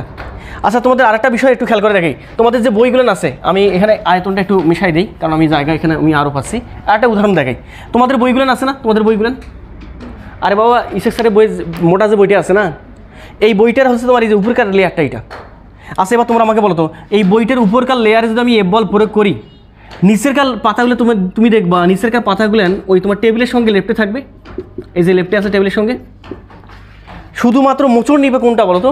উপরকার অংশটা, যার ফলে দেখতে যেটা লাগবে সেটা হচ্ছে আমাদের এই বইটা এরকম থাকবে না, বইটা বর্তমান সিচুয়েশন এরকম লালটা লালটা। তাহলে এই যে তার বিকৃতি ঘটাচ্ছে কোন বলের কারণে? হ্যাঁ, কোন বলের কারণে, মানে কিসের কারণে? পীড়নের কারণে। সেই পীড়নটা কতটুকু? F/A। বুঝলা না মনে এখনো কথা? আমরা আরেকটা দেখবো, সেটা হচ্ছে আমাদের আয়তন। তো দেখি তো আয়তনটা আমাদের কি বলে। তো আমরা আয়তনটা দেখার জন্য, আমি এখানে যে জায়গা পাচ্ছি না, আয়তনটা দেখার জন্য এই দিকে একটু দেখাই। তো আমরা এবার যেটা দেখবো সেটা হচ্ছে আমাদের 3D পীড়ন। খেয়াল করে দেখো 3D পীড়ন, অথবা এটা আমি নাম দিই এভাবে যে এটা আমাদের হচ্ছে আয়তন পীড়ন। আচ্ছা এবার বলো 3D পীড়ন বা আয়তন পীড়নটা আমরা কীভাবে ডিফাইন করতে পারি? এটা দেখো তো সঞ্জিদা। এবার একটা কাজ করে ফেললাম, এইখানে একটু খেয়াল করে দেখো। সাপোজ মনে করলাম এখানে আমি একটা কিছু রাখছি, এটা বল রাখছি। আরে একটা বেলুনকে আমি ফুলাই এভাবে রাখছি, বেলুনের ভিতরে বাতাস আছে এখানে। আচ্ছা এবার বলো, এবং এই বেলুনটাকে নামাই দিয়েছি পানির ভিতরে, পানি গভীরে। কোথায়? পানি গভীরে। তাহলে এই যে পানি আছে আমাদের এখানে, খেয়াল করো, মাথা ঠান্ডা করে খেয়াল করে দেখো, এই যে পানি আমাদের এটা, এই যে পানি, তরল পদার্থ এটা। এই ইমরান শোনো, এখানে শোনো। আচ্ছা তরল পদার্থ যদি এটা হয়, তাহলে তুমি আমাকে বলো এই ক্ষেত্রে আমাদের এই বস্তু কি এরকমই থাকবে? না, তুমি জানতেছো না, আমরা আদর্শ গ্যাসে পড়ছিলাম, একটা বাবেলকে মানে একটা বেলুনকে পানি গভীরতা যত বেশি আমরা নিচের দিকে নিয়ে যাবো, তত বেশি তার চাপ বাড়বে। চাপ বাড়লে সে কী হবে? সংকুচিত হয়ে যাবে। তার মানে একে যত বেশি আমি পানির গভীরতা নিয়ে যাব, তত বেশি এর চাপ বাড়বে। চাপ বাড়লে আমি স্পষ্ট বুঝতে পারতেছি, চাপ বলতে এই যে বাহ্যিকভাবে এফ বল প্রয়োগ করতেছে, এই যে বাহ্যিকভাবে প্রত্যেকটা জায়গায় এফ বল প্রয়োগ করতেছে। কতটুকু ক্ষেত্রফলের উপর? হ্যাঁ, ওই এই ক্ষেত্রফলের উপর। তাহলে আমি ওখান থেকে হিসেব করবো একক ক্ষেত্রফল প্রযুক্ত বল। এইটাই হচ্ছে আমাদের পীড়ন। দেখো এটা বাহ্যিকভাবে এই বলটা দিবে, বাট এই বেলুনটা কী করবে? যাতে সংকুচিত না হয়, এই জন্য আবার রিস্টোরিং একটা ফোর্স দেওয়া শুরু করবে। কথা মানে বোঝো না এখনো? তাহলে বেলুনের বর্তমান যে অবস্থাগুলো হবে, সেই অবস্থাটা হচ্ছে আমাদের এইটা। খেয়াল করতে হবে যে বেলুনের বর্তমান অবস্থা এরকম। বোঝো না এখনো? তাহলে আমি স্পষ্ট বুঝতে পারতেছি এক্ষেত্রেও আমাদের যে পীড়নটা, এই পীড়নটা হচ্ছে আমাদের কতটুকু বলো তো? F/A। তার মানে আমি স্পষ্ট বুঝতে পারলাম আমাদের পীড়নের ক্লাসিফিকেশন কয়টা হবে বলো তো? 3টা। একটা হচ্ছে আমাদের 1D 2D, একটা হচ্ছে 3D। এভাবে বললে যদি সুন্দর লাগে, এইভাবে বলা হয়। আর 1Dকে আমরা বলি দৈর্ঘ্য পীড়ন, 2D হচ্ছে আমাদের মোচড় বা কৃন্তন, আর পরেরটা হচ্ছে আমাদের আয়তন পীড়ন। ব্যাপারটা বোঝো না মনে হয়? আচ্ছা তোমরা আমাকে বলো, যদি এই 3টে যদি পীড়নের ক্লাসিফিকেশন হয়, তাহলে এই 3 ধরনের আবার কি পাওয়া যাবে? বিকৃতি পাওয়া যাবে। ওয়াল্লাহ কি পাওয়া যাবে? বিকৃতি। তো তোমরা আগে এটা উঠাই নাও, এখন দেখবো একই ফিগার দেখবো এবার, বাট এবার বিকৃতি দিয়ে দেখবো। আমরা এখন যে কাজটা করবো সেটা হচ্ছে আমাদের বিকৃতির ব্যাপারগুলো একটু দেখবো, লিখে না সুন্দরভাবে। বিকৃতি, বিকৃতি। আচ্ছা বিকৃতির প্রকারভেদ এইভাবে লিখি আমরা, তখন সুবিধা হবে। আচ্ছা বিকৃতি কী জিনিস সেটা আগে বলো, তারপর প্রকারভেদ। আচ্ছা বলো তো বিকৃতি কী জিনিস? আচ্ছা বাহ্যিক বল দিলে, বাহ্যিকভাবে যখন আমি পীড়ন দিব, বল বলবো না আর এখন, বাহ্যিকভাবে একটা ইলাস্টিক বডিতে, কি বডি? ইলাস্টিক।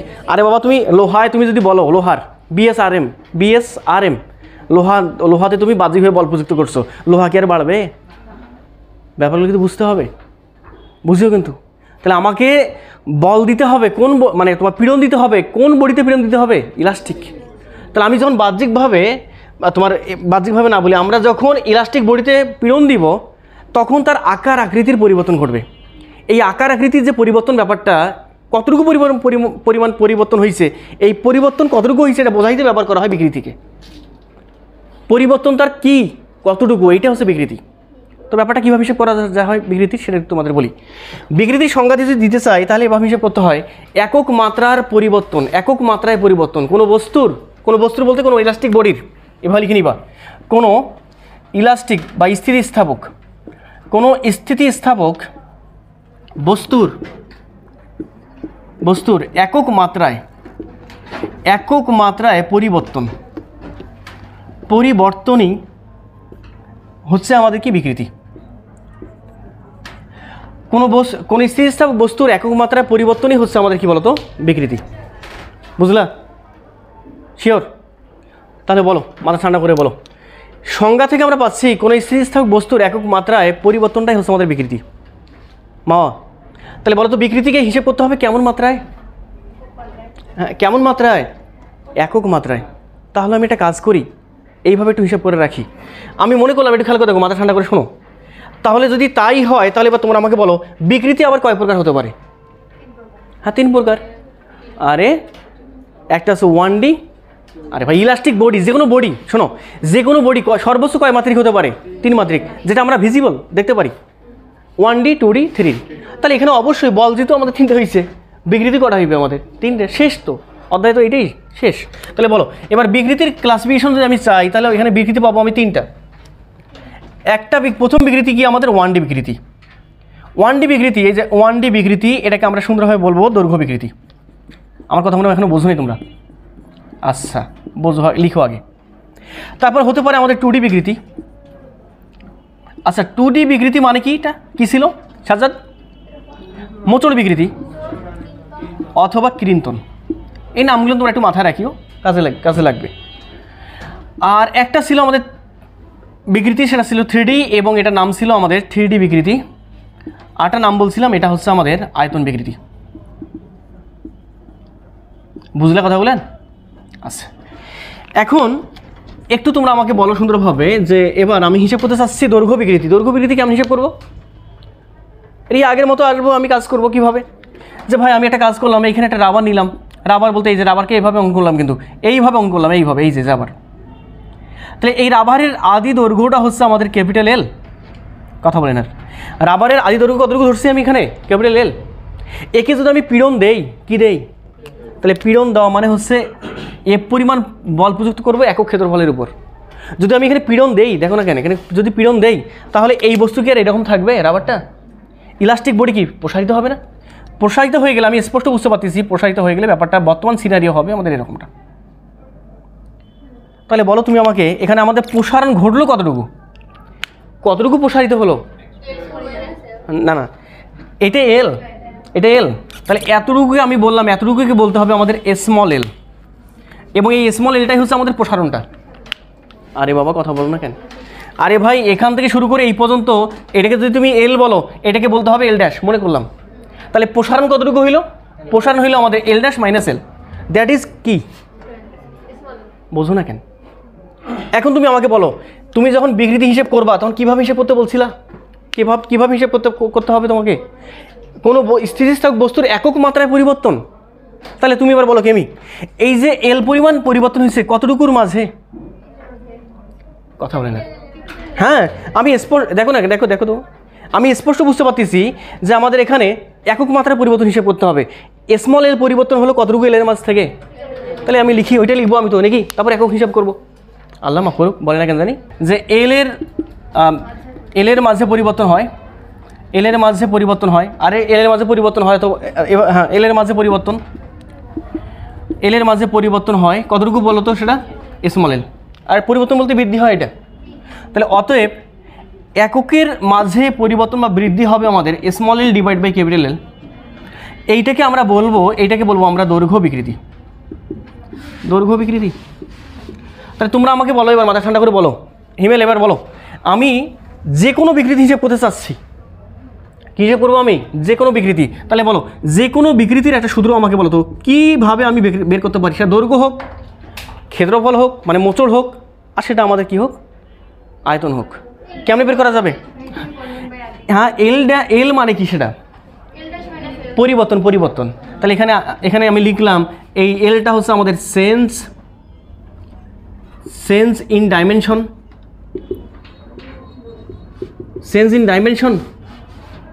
আর নিচে কি হবে? হ্যাঁ কি, শুধু ডাইমেনশন। আরে তাহলে এখানে শুধুমাত্র ডাইমেনশন। আরে ডাইমেনশন, এবং কেমন ডাইমেনশন? সেটা ইনিশিয়াল। বোঝো না এখনো? কি হিমেল, বোঝা গেছে কি? তাহলে এই যে বিকৃতি আমি হিসেব করবো এভাবে, ইনিশিয়াল ডাইমেনশন, আর উপরে কি থাকবে আমাদের? Change in dimension. কতটুকু পরিবর্তন হলো? আরে বাবা এখানে পরিবর্তনটা, আর নিচে হচ্ছে আমাদের আদিটা। বাংলায় বলতে যদি চাই, আল্লাহ মাফ করুক, এইখানে আমি লিখে দিলাম এটা আদি দৈর্ঘ্য, আদিটা, আর এখানে পরিবর্তন। দুইভাবে লিখে দেওয়া আছে, কোনভাবে বুঝবা সেইভাবে করে নিবা তোমরা। বোঝা গেছে কি ইমরান? ওকে, যদি বুঝতে পারো তাহলে তো কোনো কথাই নেই আমাদের। আমরা প্রথম যে বিষয়টা খেয়াল করলাম সেটা হচ্ছে আমাদের কি বিকৃতি খেয়াল করলাম বলো তো এবার? আমরা এটা কী বিকৃতি খেয়াল করলাম? দৈর্ঘ্য বিকৃতি। তাহলে বলো এই দৈর্ঘ্য বিকৃতির একক কী হবে আর মাত্রা কী হবে? এটার দৈর্ঘ্য বিকৃতির একক কী আর মাত্রা কী? একক প্লাস মাত্রা। একক মাত্রা কী হবে? একই জাতীয় রাশির অনুপাত একক নেই, একক না থাকলে মাত্রা কি থাকবে? মাত্রাও নেই। ও আল্লাহ, সহজ জিনিসগুলো তো। আচ্ছা, আমরা দৈর্ঘ্য বিকৃতি ব্যাপারটা বুঝতে পারছি। এবার চলে আসি আমরা দ্বিমাত্রিক বিকৃতি, যেটা আমাদের 2D বিকৃতি। তোমার লিখে নিবা 2D বিকৃতি। আচ্ছা, 2D বিকৃতি মানে সাধারণত আমরা না কি বলছিলাম এটাকে? মোচড় বা কৃন্তন, মোচড় বা কৃন্তন বিকৃতি। তাহলে বলো মোচড় বা কৃন্তন বিকৃতি কীভাবে হিসেব করবো আমরা? হ্যাঁ, সেম ওয়েতে আমি হিসেব করবো। তাহলে এবার আসো মাথা ঠান্ডা করে, মোচড় বা কৃন্তন বিকৃতি কীভাবে হিসেব করা যায় দেখো। হিমেল, আমরা বলছিলাম মোচড় বা কৃন্তন বিকৃতি কীভাবে হিসেব করবো। একটা সিলিন্ডার দিয়েছিলাম, মনে আছে না তোমাদের? এই যে সিলিন্ডারটা হচ্ছে আমাদের এটা, আর এটা বড় হয়ে গেল কেন? এই সিলিন্ডারটা আমাদের এটা। সাজা দেখো, এই সিলিন্ডারের উপর আমি বল প্রয়োগ করা লাগবে আমাকে, বল হচ্ছে আমাদের এফ, এবং এইখানে যে সিলিন্ডারের তলটা আছে এই তলটা একদম ফিক্সড করে লাগানো আছে। তাহলে এবার তুমি আমাকে বলো যে ফিক্সড করে লাগানো থাকে, তাহলে সিলিন্ডারটার বর্তমান অবস্থা নিচে যে তলটা আছে নিচের তলটা ঠিকই থাকবে, বাট এই সিলিন্ডারটা আমাদের একটু বেঁকে যাবে। ওমা, এটা বেঁকে গেল। তাহলে আগে তুমি একটু খেয়াল করে দেখো, আগে এফটা কোথায় ছিল, মানে দৈর্ঘ্যটা কোথায় ছিল? এইদিক বরাবর না? আরে বাবা, আগে কোথায় ছিল? মাথাটা টপ পয়েন্টটা কোথায় ছিল? এইখানে ছিল। তাহলে এই টপ পয়েন্টটা সরে গেলে কতটুকু? এতটুকু না?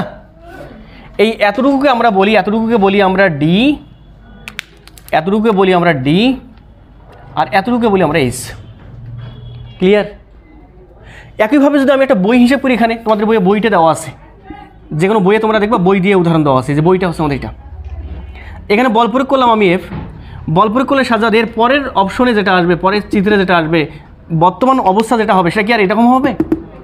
হ্যাঁ, একটু বেঁকে যাবে। বেঁকে যাওয়া বলতে এইটা এখানে, এইটা এইখানে, এবং বর্তমান ফিগারটা হচ্ছে এই লালটা। বোঝো নি মনে এখন কথা? তাহলে বলো আগের মতো করে এতটুকু হচ্ছে আমাদের কি ডি, এতটুকু হচ্ছে আমাদের এস। এই কোণটাকে যদি আমি থিটা বলি, আমি কি পাপ করব? ওমা, পাপ হবে নাকি? পাপ হচ্ছে না। তাহলে তুমি আমাকে বলো, এবার মাথা ঠান্ডা করে বলো, এই ক্ষেত্রে আমাদের মোচড় বিকৃতি কতটুকু হবে? মোচড় বিকৃতি ইজ ইকুয়াল টু, তুমি না সূত্র বলছিলা? হ্যাঁ, মোচড় বিকৃতি তুমি তো সূত্র বলছিলা, কি ছিল নিচে? কি ছিল? আদি। তাহলে এখানে পরিবর্তন হচ্ছে শুধুমাত্র কিসের পরিবর্তন হচ্ছে? এইজ তো এরকমই আছে। তাহলে এইজ দেখো, খেয়াল করে দেখো, আদি উচ্চতা বা আদি এইটা কত আছে আমাদের? এইজ। তাহলে এইটা হচ্ছে আমাদের এইজ, আর পরিবর্তন কতটুকু হয়েছে? এই এতটুকু সরে গেছে, এতটুকু সরে যাওয়া বলতে ডি। এই এখন একটু কথা আছে, অল্প একটু কথা আছে, শোনো আগে শোনো। ইমরান এখানে দেখো ভাই, আচ্ছা ডি ডিভাইড বাই এইচ মানেটা কি ভাই? মানেটা কি? ডি ডিভাইড বাই এইচ মানে এই ত্রিভুজটা, ছোট ত্রিভুজের লম্ব ডিভাইড বাই ভূমি, লম্ব বাই ভূমি। তার মানে এটা কি বোঝাচ্ছে? এই তো, এটা ট্যান থিটা। এখন তুমি আমাকে বলো, মাথা ঠান্ডা করে বলো, তাহলে আমি স্পষ্ট বুঝতে পারলাম সাজ্জাদ, মোচড় বিকৃতি বা কৃন্তন বিকৃতি যদি বলে তাহলে অবশ্যই সে ট্যান থিটা মানে হচ্ছে ডি ডিভাইড বাই এইচ। এখন একটা কন্ডিশন আছে এখানে। কীরকম কন্ডিশন? সত্য বলতেছে, শোনো একটু তাহলে শোনো, সত্য বলতেছে যদি ডি এর মানটা টেন্স টু জিরো হয়। টেন্স টু জিরো মানে কি? প্রায় শূন্যের কাছাকাছি। শুনো না কিন্তু, তাহলে ডি এর মান যদি প্রায় শূন্যের কাছাকাছি হয়, তখন আমি স্পষ্ট বুঝতে পারতেছি ডি এর মান যদি প্রায় শূন্যের কাছাকাছি হয়, তখন এই যে থিটাটা আছে, থিটাটার মানটা আরও ছোটো হবে। ওমা, থিটার মানটা অনেক কী হবে? ছোটো। আর থিটার মান যদি অনেক ছোটো হয়ে যায়, তখন তুমি জানো ট্যান থিটা আর থিটা অলমোস্ট কী লেখা যায়? সমান। সমান যদি লেখা যায়, তখন আমি বলতে পারবো থিটা ইজ ইকুয়াল টু হচ্ছে আমাদের D divide by S. Clear না? বুঝুন এখনো? হ্যাঁ, মেইন সূত্রটা হচ্ছে আমাদের tan theta is equal to হচ্ছে ডি ডিভাইড বাই এস। আর যদি ডি এর মানটা অনেক ছোটো হয়ে যায়, আর প্রত্যেকটা ক্ষেত্রে তাই হয়, ডি এর মানটা অনেক ছোটো হয়ে যায়। আমরা লাস্ট 8টা বিকৃতি দেখবো, সেটা হচ্ছে আমাদের 3D বিকৃতি। এটাকে আমরা বলতেছি আর একটু আছে, তো আমরা এটাকে বলতেছি, শোনো ভাই, আমরা এটাকে বলতেছি কি বিকৃতি বলো তো? হ্যাঁ বলো, আয়তন বিকৃতি। ভাই বইয়ে কোথাও 3D বিকৃতি পাবা না। আমি বলছি এটা আমি শখ করে ইচ্ছে করে এটা দেওয়া আমার, যাতে অনায়াসে বোঝা যায়। তাহলে বলো, মাথা ঠান্ডা করে বলো, আয়তন বিকৃতি কেমনে হবে? উদাহরণ দেখাইছিলাম আমি মনে হয় তোমাদের একটু আগে। বলো তো কেমনে হবে আয়তন বিকৃতিটা? এই যে পানি থাকলো এখানে, পানির মাঝে আমি এই যে তোমার কিছু একটাকে দিলাম, হ্যাঁ তরল না, এইখানে তরল পদার্থ, তরল হচ্ছে আমাদের লিকুইড, আর এখানে একটা বেলুনকে আমি তোমার বাতাস ঢোকাই ছেড়ে দিছি। তাহলে ঘটনা ঘটবে কি? হ্যাঁ, তাহলে ঘটনা ঘটবে কি? পানি চাপ দিবে, চাপ দিলে এর অ্যাকচুয়াল পজিশনটা একটু কমে যাবে, কমে গেলে বর্তমান হচ্ছে আমাদের এটা। বর্তমান কিন্তু এইটা, আমি একটু লাল মার্কার দিয়ে অন করি তাহলে সুবিধা হবে। বর্তমান কিন্তু আমাদের এইটা, এই যে বর্তমান কিন্তু আমাদের এইটা সাজ্জাদ, বর্তমান কিন্তু আমাদের এইটা, এই যে এটা। তাহলে এবার বলো তুমি আমাকে মাথা ঠান্ডা করে, আগেরটা যেটা ছিল, আগেরটা হচ্ছে ক্যাপিটাল ভি, খুব ইম্পর্টেন্ট। আগেরটা যেটা ছিল বাইরেরটা, এটা ক্যাপিটাল ভি। এই তারপর তুমি আমাকে বলো এটা যদি ক্যাপিটাল ভি হয় তাহলে এইটা হচ্ছে আমাদের স্মল ভি। বোঝো না এখন কথা? তাহলে বলো তো এখানে আমাদের আয়তন বিকৃতি কতটুকু হবে? তাহলে আয়তন বিকৃতি ইজ ইকুয়াল টু কী ছিল সূত্র বলো? নিচে না নিচে কী ছিল? আদি কতটুকু সেটা ভি। এখন উপরে কী ছিল? চেঞ্জ ইন ডাইমেনশন, পরিবর্তনটা। তাহলে পরিবর্তন কতটুকু হচ্ছে? মাথা ফাটিবাল দিব। পরিবর্তন কোনটা? এইটা দেখছো? আরে এইটা মানে কি? এটা মানে হচ্ছে আমাদের, এটা মানে হচ্ছে এই এতটুকু জায়গা, মানে এটা হচ্ছে আমাদের capital V minus small V. Sorry পরিবর্তন মানে হচ্ছে শেষ মাইনাস আদি। পরিবর্তন মানে কি? আরে এতটুকু না, পরিবর্তন এই যে বাংলা লিখি, পরিবর্তন মানে বোঝাচ্ছে ডেল্টা ভি, আর ডেল্টা ভি মানে হচ্ছে শেষ মাইনাস আদি। শেষটা হচ্ছে আমাদের স্মল ভি আর আদিটা হচ্ছে ক্যাপিটাল ভি। যার ফলে আমাদের ডেল্টা ভির মান যেটা, এটা আমাদের নেগেটিভ। এই ক্ষেত্রে নেগেটিভ, অন্য কোনো ক্ষেত্রে নেগেটিভ ছিল না, কিন্তু শুধু এইটার ক্ষেত্রে কি আসতেছে? নেগেটিভ আসতেছে। আরে আমরা যখন দৈর্ঘ্যর পরিবর্তন হিসেবে পড়ছিলাম তখন, আরে দৈর্ঘ্য বিকৃতি হিসেবে পড়ছিলাম, আগে ছিল এতটুকু ক্যাপিটাল এল, বল প্রয়োগ করার পর মানে পীড়ন দেওয়ার পর এই পুরোটা হচ্ছে আমাদের এল ড্যাশ। তাহলে পরিবর্তন কেমন হবে? শেষ মাইনাস আদি, এটা বড় এটা ছোট, পজিটিভ আসছিল। আগেরগুলো পজিটিভ ছিল, বাট এটা কেমন? নেগেটিভ। এই বিষয়গুলো বুঝতে হবে কিন্তু। তাহলে বলো এবার মাথা ঠান্ডা করে তুমি আমাকে বলো, এখানে আমাদের আসতেছে ডেল্টা ভি, বুঝতে পারলা? এবং তার সামনে একটা ইমরান কি আসবে বলো তো? মাইনাস চলে আসতেছে, কারণ কি? ডেল্টা ভি এখানে আমাদের কি বলো তো? এটা নেগেটিভ। ক্লিয়ার? তো তোমাদের বইয়ে যে কাজটা করছে একটু তোমাদের বলি, তোমাদের বইয়ে হয়তো এভাবে কাজগুলো করা আছে। সাজ্জাদ, তোমাদের বইয়ে এইটাকে তারা বলছে ভি, এইটাকে তারা বলছে এটা হচ্ছে ভি ড্যাশ, আর পরিবর্তনটাকে তারা বলতেছে ছোট ভি। তখন তোমাকে আবার বুঝে নিতে হবে যে এখানে বিকৃতি যেটা হবে, আয়তন বিকৃতি, সেটা হচ্ছে আমাদের ক্যাপিটাল ভি থাকলেই পরিবর্তন বলতে ভি ড্যাশ না ভি। আর ভাই যে ছোটোটারটা তোমাদের ভি ড্যাশ, পরিবর্তন এইটা মানে এবার ভি বলছে, ডেল ভি বলে নেই, শুধু ভি। বোঝো নাই? তাহলে এই যে ভি ডিভাইডেড, এখানে ভি উপরে হচ্ছে আমাদের ভি স্মল ভি, এটা ক্যাপিটাল ভি, আর সামনে কি আসবে? একটা মাইনাস। মাথা কি গরম হয়ে গেছে? তাহলে আমরা স্পষ্ট একটা বিষয় কিন্তু বুঝতে পারলাম যে আমাদের আয়তন পরিবর্তন যেটা হবে সেটা কিন্তু আমাদের নেগেটিভ চলে আসতেছে। বুঝলে না মনে হয়? নেগেটিভ কেন দিচ্ছি আমরা?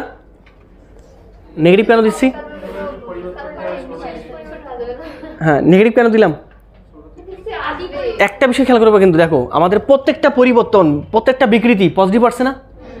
ইমরান এখানে দেখো, আমরা কিন্তু এখানে ইচ্ছাকৃতভাবে মাইনাস দিছি, আর ভি দ্বারা বোঝাচ্ছে পরিবর্তন। তাহলে তুমি আমাকে বলো এই পরিবর্তনটা প্লাস না মাইনাস? মাইনাস। এই মাইনাস আর এই মাইনাস মিলে কি হচ্ছে আবার? প্লাস। মানে এখানে বিশেষত্ব দুইটা কিন্তু ভাবা যাবে। মাইনাস দ্বারা বোঝাচ্ছে পরিবর্তনটা, মানে তোমার চূড়ান্ত পরিবর্তনটা ছোট আর আদিটা কেমন আমাদের বড়। আর এই মাইনাস সাইন এখানে এই জন্যই দিচ্ছি যেহেতু আমাদের পরিবর্তনটা মাইনাস, আর আমাকে পুরো পরিবর্তন হিসেব করতে হবে, মানে পুরো বিকৃতি হিসেব করতে হবে কেমনভাবে? পজিটিভ হিসাবে। যা বলে মাইনাস একটা দিয়ে আমি মাইনাসটাকে ভেনিশ করে ফেলছি, পজিটিভ বানিয়ে নিছি। হিমেল বোঝা গেছে কি ব্যাপারটা? ওকে, তো আমাদের তিনটে যে বিকৃতি ছিল সেই তিনটে বিকৃতি আমরা পড়ে ফেলছি, তিনটে পীড়ন আমরা পড়ে ফেলছি। তো আমাদের মোটামুটিভাবে অলমোস্ট আমরা অধ্যায়ের প্রায় মাঝামাঝির দিকে চলে গেছি। আর একটু কথা বলবো, তোমরা আগে উঠাই নাও, তারপর বাদে ফেললাম। উঠাইছো এবার? মাশাআল্লাহ। তো আমাদের মোটামুটিভাবে আমরা যে কাজগুলো করলাম সেটা হচ্ছে পীড়নের ক্লাসিফিকেশন এবং বিকৃতির ক্লাসিফিকেশন দেখে ফেলছি। তোমরা জানো যে ইলাস্টিক বডির ক্ষেত্রে একটা সূত্র দেওয়া ছিল তোমাদের ক্লাস 9-10 হুকের সূত্র। হ্যাঁ, মনে আছে না তোমাদের? তাহলে সেই হুক দাদাকে এখন ডাকো, এই বলো হুকের সূত্র কি বলে আমাদের? এই যে হুকের যে সূত্রটা ছিল, হুকের সূত্রে কিন্তু বলা ছিল স্থিতিস্থাপক সীমার মধ্যে, সীমার বাইরে না, কিন্তু এখানে কিন্তু সীমার মধ্যে বলে দিয়েছে। সীমার মধ্যে কেন বলছে তুমি বুঝতে পারছো?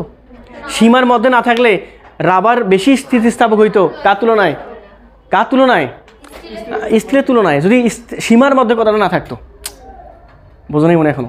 তো এই জন্য হুকও বলছে যে স্থিতিস্থাপক সীমার মধ্যে স্থিতিস্থাপক সীমার মধ্যে পীড়ন বিকৃতির শোনো, পীড়ন বিকৃতির সমানুপাতিক। আচ্ছা তাই যদি হয় তোমরা এবার আমাকে বলো, মাথা ঠান্ডা করে বলো, এখানে আমাদের পীড়ন ইজ ইকুয়াল টু একটা ধ্রুবক আসবে, সেই ধ্রুবককে আমি বললাম কে অথবা রাসেল।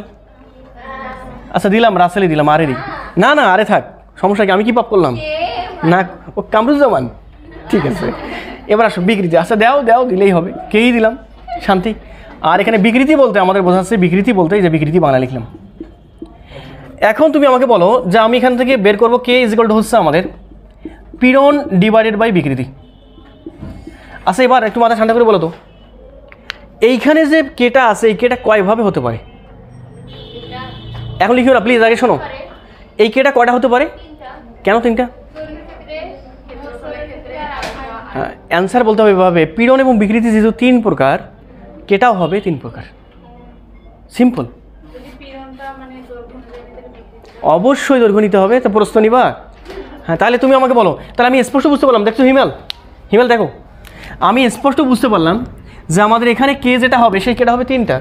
একটা হচ্ছে 1D, এই যে 1D কে দেখো না কেন, 1D কে, একটা হচ্ছে 2D কে, একটা হচ্ছে আমাদের 3D কে।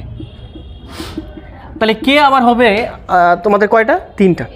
এই 1D কেটাকে আমরা কে বলবো না, এখন বলবো এটাকে আমরা ইয়াঙ্কের গুণাঙ্ক। হ্যাঁ প্রশ্ন দেখলেন, এই যে জাগি উঠছে এখন। তাহলে এটা হচ্ছে আমাদের ইয়ং এর গুণাঙ্ক, ইয়ংয়ের গুণাঙ্ক। তাহলে এই ইয়াঙ্কের গুণাঙ্ককে আমরা বলবো কি দ্বারা প্রকাশ করবো? ওয়াই দ্বারা। ক্লাস 9 আমরা করছিলাম। তারপর 2D যেটা আছে এইটাকে আমরা প্রকাশ করব, দেখো এটাকে প্রকাশ করব আমরা কি দ্বারা? দৃঢ়তার গুণাঙ্ক, দৃঢ়তা বিকৃতি, মোচড় বিকৃতি, তাহলে এটাকে বলবো আমরা দৃঢ়তার গুণাঙ্ক, দৃঢ়তার গুণাঙ্ক। তাহলে দৃঢ়তার গুণাঙ্ক একে প্রকাশ করব আমরা কি দ্বারা জানো? এটাকে প্রকাশ করব আমরা ইটা দ্বারা, ইটা দ্বারা। আর 3D বলতে এটাকে আমরা লিখবো আয়তন গুণাঙ্ক। এই আয়তন গুণাঙ্ককে আমরা প্রকাশ করব, মানে ইংলিশে বলবো এটাকে বাল্ক কনস্ট্যান্ট, বাল্ক কোফিসিয়েন্ট, গুণাঙ্ক যেহেতু কোফিসিয়েন্ট। এবং এটাকে প্রকাশ করব, এটাকে প্রকাশ করব আমরা বি দ্বারা, কি দ্বারা? বি দ্বারা। হ্যাঁ বাল্ক কোফিসিয়েন্ট, হ্যাঁ ওটা আরও বাদ বাকিটা বাকি আছে আমি লিখিনি, কোফিসিয়েন্ট। আর এ C O double F I CIENT, coefficient. আমরা এরকম কেন? তো এখন তোমরা একটু খেয়াল করে দেখো, আমরা এখানে তিন ধরনের কিন্তু গুণাঙ্ক পেয়ে গেছি। আমরা কি আর কোনো গুণাঙ্ক পাবো? অ্যান্সার হচ্ছে না। এইসব গুণাঙ্কের সর্বোচ্চ বলে বিপরীত কোনো গুণাঙ্ক পেতে পারি, বাট আর কোনো গুণাঙ্ক নাই। মানে 4D হলে আমরা এটা দেখতেই পাবো না, গুণাঙ্ক থাকবে কেমন ভাই? তাহলে এবার তোমরা একটু আমাকে বলো, যে মাথা ঠান্ডা ঠান্ডা করে কিন্তু তোমাকে বলতে হবে যে আমরা এখানে তিন ধরনের গুণাঙ্ক যে পাইছি হিউকের সূত্র থেকে। এবার এই বিষয়টাকে একটু আমি উপরে লিখতে চাচ্ছি, উপরে লিখে একদম A to Z এখানে শেষ করবো, আমরা কভার আপ করে নেব। তো তোমাদের হয়ে গেলে তোমরা আমাকে একটু বলো, এখন এটা ফিল পাচ্ছ না? মজা লাগতেছে না? এখন বিষয়টা এখন সহজে কাতারে চলে আসছে। তোমরাই বললা, হ্যাঁ তোমরাই বললা যে এটা তিনটে হবে, এটা আমি বলিনি কিন্তু, কারণ তোমরা ফিল পাইছো এটা তিনটা, এটা তিনটা। এই জন্য বেসিক থেকে পড়াশোনা করলে এগুলো তোমার কাছে কোনো কিছু না। বললাম তো ফিজিক্স মানে তুমি শুধু মানে ভাববা কি হচ্ছে, এইটা হয় হয় ওকে ফাইন, যা ভাবছো তা যাওয়ার সময় একটু ভাবো, তবে রাস্তার একধার দিয়ে যাবার ভাববা, মাঝখান দিয়ে আবার গিয়ে ভাবিও না, রিস্কে উঠাই দিবে আবার, একটা হবে না কিন্তু। ভাবনার ব্যাপারটা খুব খারাপ জিনিস। বলো ওটা নিচ্ছে তো নাকি সাজ্জাদ? ওকে, আমাদের এখানে যেটা আমরা পাচ্ছি সেটা হচ্ছে আমাদের 1D কনস্ট্যান্ট একটা, যেটাকে আমরা বলছিলাম 1D মানে হচ্ছে আমাদের কিটা হবে বলো? ইয়াঙ্কের গুণাঙ্ক। 1D মানে কি? তাহলে এই যে আমরা যা কে পাচ্ছিলাম এই কেটা হচ্ছে আমাদের তিনটা, একটা হচ্ছে আমাদের 1D কে আমরা বলছিলাম এটা কি বলতো? ইয়াঙ্কের গুণাঙ্ক, দ্যাট ইজ ওয়াই। তারপর 2D একটা ছিল, 2D কে আমরা বললাম দৃঢ়তার গুণাঙ্ক ইটা। আরটা ছিল আমাদের 3D যাকে আমরা বলছিলাম বি, বাল্ক কনস্ট্যান্ট। এখন তোমরা একটু মাথা ঠান্ডা করে বলো, ইয়াঙ্কের গুণাঙ্ক যখন আমি হিসাব করবো, তো একটু আগে মনে ছিল যে কে সমান না কি ছিল, একটু লাইনটা মিশিয়ে দিলাম। হ্যাঁ উপরে কী ছিল? পীড়ন, আর নিচে কী ছিল? বিকৃতি। এবার মাথা ঠান্ডা করে তুমি আমাকে বলো, এখান থেকে আমি স্পষ্ট বুঝতে পারবো না, কেস জায়গায় লিখবো আমি ওয়াই ইজ ইকুয়াল টু হবে আমাদের পীড়ন বা বিকৃতি। ভুল বললাম নাকি? আচ্ছা এবার তুমি আমাকে বলো, শুধুমাত্র দেখো কাহিনিটা কী ঘটে। তাহলে ওয়াই ইজ ইকুয়াল টু হচ্ছে আমাদের পীড়ন, মানে আমাদের জানা আছে না? হ্যাঁ 1D মানে দৈর্ঘ্য পীড়ন, তার মানে এটা হচ্ছে আমাদের F/A, দৈর্ঘ্য বিকৃতি l ডিভাইড বাই L। তাহলে এখান থেকে আমি লিখতে পারবো ওয়াই ইজ ইকুয়াল টু হচ্ছে আমাদের কি লিখতে পারবো আমি এফ ক্যাপিটাল এল এ স্মল এল। আবার যদি ঘটনাটা এরকমটা ঘটে যে আমি একটা ইলাস্টিক বডি নিলাম, এটা তার সদৃশ, কি সদৃশ? তার সদৃশ, এই যে আরে তার সদৃশ।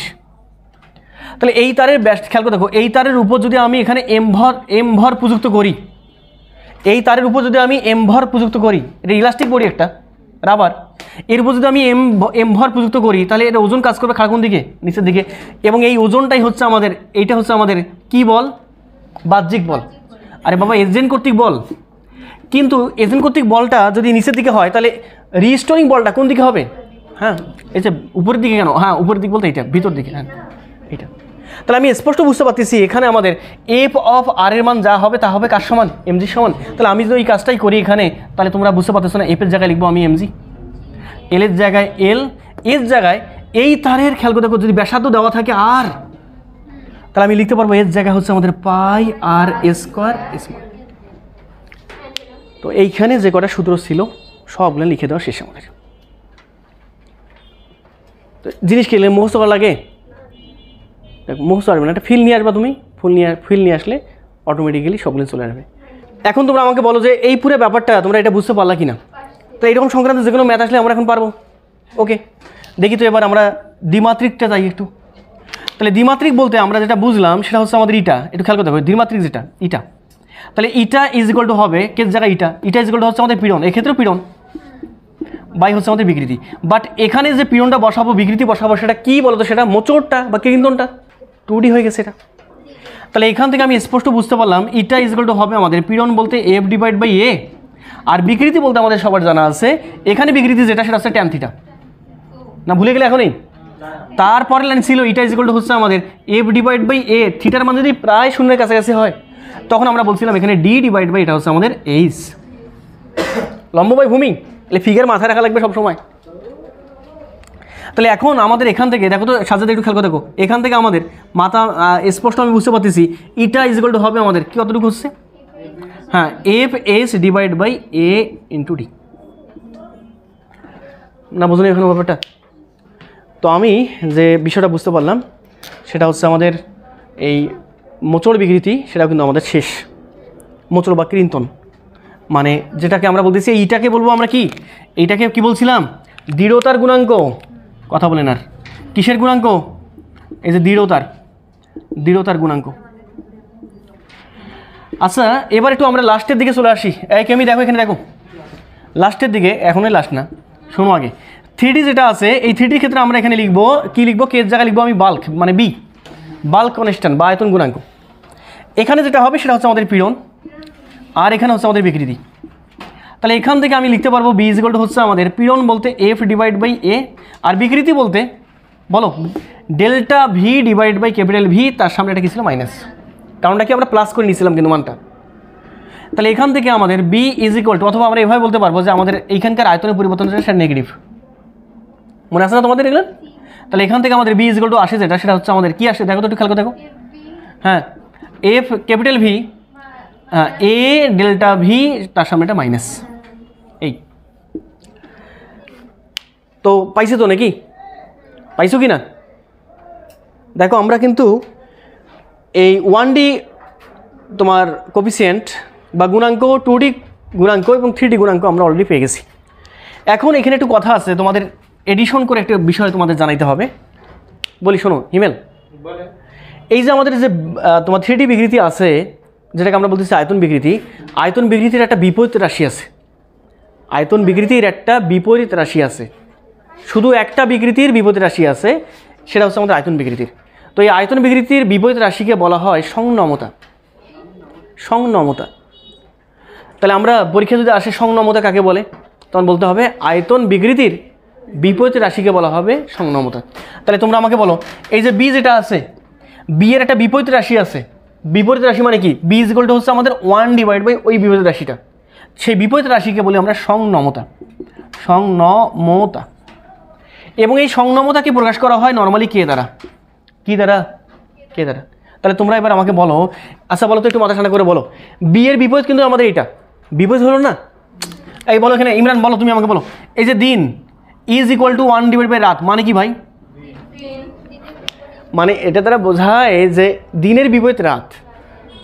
তাই যদি হয় রাতের বিপরীত কি? দিন। তাহলে বলো বিয়ের বিপরীত যদি সংযমতা হয়, তাহলে এইটাকে একটু বাংলায় এর মতো করে একটু নামকরণ করতো। নাম, আরে বাংলা নামকরণ করতে বলতেছি। বিয়ের বিপরীত কি? কে, কে এর বিপরীত কি? বি। হ্যাঁ ওকে ফাইন। আমি বলছি দেখো আয়তন বিকৃতি, হ্যাঁ আয়তন বিকৃতি যদি বিপরীত রাশি সংযমতা হয়, তাহলে সংযমতার বিপরীত রাশি আমি অসংযমতা বলতে পারবো না? তাহলে এইটা হচ্ছে আমাদের অসংযমতা। অসংযমতা মনে থাকবে না? তাহলে বলো এখান থেকে আমাদের সংযমতা ইজ ইকুয়াল টু কত, কি সূত্র হবে? আচ্ছা অসংযমতা মানে যদি আমাদের খেয়াল করে দেখো, অসংযমতা মানে বি, আর বি মানে পীড়ন বাই বিকৃতি। তাহলে এবার আমি নিচে কি সংযমতা মানে কি? এটা উল্টাটা যাবে না? এই তো ধরে ফেলছো, এইটা হবে আমাদের বিকৃতি বাই পীড়ন। বুঝতে পারলা? কত সুন্দর জিনিস আমরা কিন্তু সবগুলো শিখে ফেলছি। এখন আমাদের এখানে একটা কাজ আছে, সেটা হচ্ছে পরীক্ষায় খুব বেশি ইম্পর্টেন্ট, যেটা এই যে আমাদের যে গুণাঙ্কগুলো আছে, 3টে গুণাঙ্ক পাচ্ছি, এই 3টা গুণাঙ্কের একক এবং মাত্রা কী হবে, এটা আমাদের ইম্পর্টেন্ট অনেক বেশি। তো তোমরা এবার দেখে আমাকে বলো যে 3টে গুণাঙ্কের একক এবং মাত্রা কী হবে। এইখানে দেখো কে থেকে তো 3টে আসছে। আচ্ছা বিকৃতি কোনো কি মাত্রা আছে, একক আছে? তাহলে আমি স্পষ্ট বুঝতে পারলাম কে এর মাত্রা এবং একক হবে পীড়নের মাত্রা এবং একক যাতাই, আর কে মানে এই 3টেই। তাহলে আমি বুঝতে পারলাম, কি বুঝতে পারছো তুমি তো নাকি? শিওর? তাহলে আমি স্পষ্ট বুঝতে পারলাম এই ইয়াঙ্কের গুণাঙ্কের একক হবে আমাদের পীড়নের একক এবং মাত্রার সমান। তাহলে বলো তোমরা আমাকে বলো কে এর একক কী হবে? কে এর একক হবে আমাদের পীড়নের একক বলতে নিউটন পার মিটার স্কয়ার। আর মাত্রা কি হবে? আমি স্পষ্ট বুঝতে পারলাম কে এর যে মাত্রা হবে, এই যে মাত্রা অফ কে, এইটা হবে আমাদের কি? পীড়নের মাত্রা কি ছিল? mL−1 T−2। কত সুন্দর জিনিস। তো আমরা একটা মানে আমাদের যে টার্গেটটা ছিল, আমরা এখানে প্রথম অংশটা 3টে লেকচার নিব। 3টে লেকচারের মাঝে আমাদের 3টে লেকচার লাগে না, আর কম দিতাম আমি। তো 3টে লেকচারের মাঝে আমাদের প্রথম লেকচারটা অলমোস্ট শেষ। আমরা কয়েকটা ম্যাথ করে আজকে শেষ করবো ইনশাআল্লাহ। 4টা থেকে 5টা ম্যাথ করে আজকে শেষ। ঠিক আছে? ম্যাথ প্র্যাকটিস করতে হবে, কমপ্লিট করো না। তো তোমরা আগে উঠাই না, তারপর বাদ কথা বলি। ভাই 4টা না 5টা ম্যাথ আছে এখানে, খুব অল্প। তো আমাদের 1 নম্বর এক্সাম্পলটা দেখি আমরা। বলতেছে একটি বস্তুর দৈর্ঘ্য বিকৃতি এবং দৈর্ঘ্য পীড়ন হচ্ছে এত হলে ইয়ঙ্কের গুণাঙ্ক নির্ণয় করো। খুব সিম্পল জিনিস, সূত্র ফেলাই দিবা, কাজ শেষ। মানে আজকের ম্যাথগুলো হচ্ছে খুব সিম্পল ম্যাথ, সামনে ম্যাথগুলো পাবো তোমার হার্ড ম্যাথ। ঠিক আছে? ধীরে ধীরে ওঠাই নিচ্ছি আর কি, এভাবে করা আছে। তাহলে ইয়াঙ্কের গুণাঙ্ক ওয়াই ইজ ইকুয়াল টু হচ্ছে আমাদের পীড়ন বাই বিকৃতি। তাহলে এখানে হচ্ছে আমাদের পীড়ন, এখানে আমাদের বিকৃতি, বাট এখানে দৈর্ঘ্য পীড়ন বাই দৈর্ঘ্য বিকৃতি তোমরা জানতেছো শান্তি। তাহলে এখান থেকে আমাদের ওয়াই ইজ ইকুয়াল টু আসতেছে দৈর্ঘ্য পীড়ন কতটুকু আমাদের 20 × 10⁶, বুঝলা? বিকৃতি কতটুকু আমাদের? এই বিকৃতি কত? ও বিকৃতি দেওয়া নাই। আচ্ছা বিকৃতি হচ্ছে 2 × 10⁻⁴, 2 × 10⁻⁴, এটা হচ্ছে 2 × 10⁻⁴। এত কি এত মিটার, এই কেমি শোনো, এত মিটার। তাহলে বিকৃতি হবে 2 × 10⁻⁴। তাহলে বলো কত আসে? কাটাকাটি করি, 2 × 1 = 2, 4 × 5 = 20। একক তো নাই, ও সরি একক নেই, এককহীন। 2 × 10⁻⁴। তাহলে বলো 2 × 1 = 2, আরে সরি 2 × 1 = 2, 10 × 20। তাহলে তোমরা আমাকে বলো 10 × 10⁻⁴, এই -4 উপাশে গেলে কি হতে হবে? প্লাস। কত আসে এটা? 10। তার মানে এটা আসে আমাদের 1 × 10⁻11। এত কি বলতো আমাদের একক কি? Newton per metre square. প্রথমটা শেষ, আমরা দ্বিতীয়টাতে আসি। দ্বিতীয়টা বলতেছে 4 মিটার দীর্ঘ, একটু পড়াশোনা আগে ইভেন পরে উঠাই না সলিউশনটা। 4 মিটার দীর্ঘ, 4 মিটার দীর্ঘ মানে কি সাজাতে? এটা ক্যাপিটাল এল, স্মল এল না ক্যাপিটাল। 4 মিটার দীর্ঘ একটি তামার তারের এক প্রান্তে 20 কেজি, তার মানে এটা হচ্ছে আমাদের এম। ভর চাপানো হলে তারটির দৈর্ঘ্য এত মিলিমিটার বৃদ্ধি পায় এতটুকু। তাহলে এটা হচ্ছে আমাদের ছোট এল, বৃদ্ধি পাওয়াটা।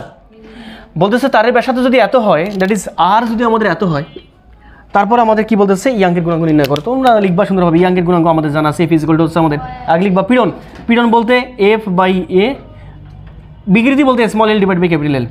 তারপরের লাইনে একবার লেখা যায়, সমস্যা নেই, একবার লিখো। এই যে F ক্যাপিটাল এল, নিচে হচ্ছে আমাদের A × স্মল এল। তার মানে তুমি লিখতে পারো এখান থেকে এইভাবে, y ইজ ইকুয়াল টু হচ্ছে আমাদের mg ক্যাপিটাল এল, আর নিচে হচ্ছে πr² স্মল এল।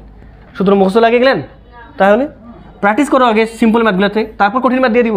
একদম হাই টাইপ ম্যাথ আছে আমাদের, ঠিক আছে? ওগুলো স্টেপ বাই স্টেপ ক্রম মেনটেন করি। তারপর বলো মানগুলো বসাই দিই আমরা। এম এর মান কতটুকু হিমেল? 20, জির মান 9.8, এল কত আমাদের?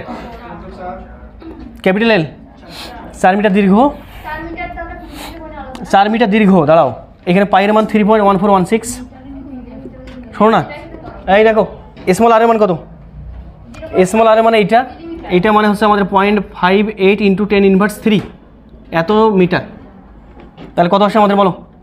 আর এর মান হচ্ছে আমাদের 0.58 × 10⁻³, তার উপর কি বলো তো স্কোয়ার, পাই আর স্কোয়ার এল। এল বলতে কতটুকু দৈর্ঘ্য বৃদ্ধি পাইছে?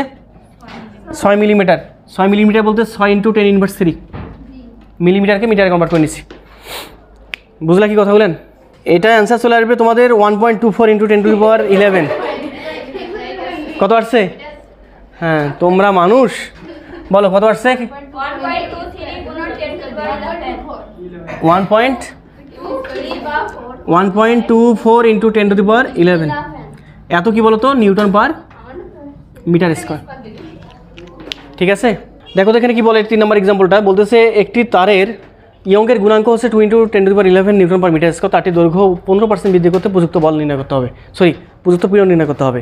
তাহলে আমরা কী করবো? শুধু মুখস্থ করবো অ্যান্সার না, আমরা কি বলবো? ওই যে আগের মতো করে, হ্যাঁ ইয়ংকের গুণাঙ্ক y = হচ্ছে আমাদের, বলো এই যে পীড়ন বলছে না, পীড়ন বলছে তো পীড়ন, এই যে পীড়ন বাই বিকৃতি বাংলা লিখবো। তাহলে বলো আমাকে বের করতে হবে কি? পীড়ন আলগুণ করে দিলে পীড়ন ইজ ইকুয়াল টু হবে y × বিকৃতি। বিকৃতি মানে small L divide by capital L. এখন y তো আমাদের দেওয়া আছে 2 × 10⁻11 ইন্টু ক্যাপিটাল এল বাই মানে স্মল এল বাই ক্যাপিটাল এল।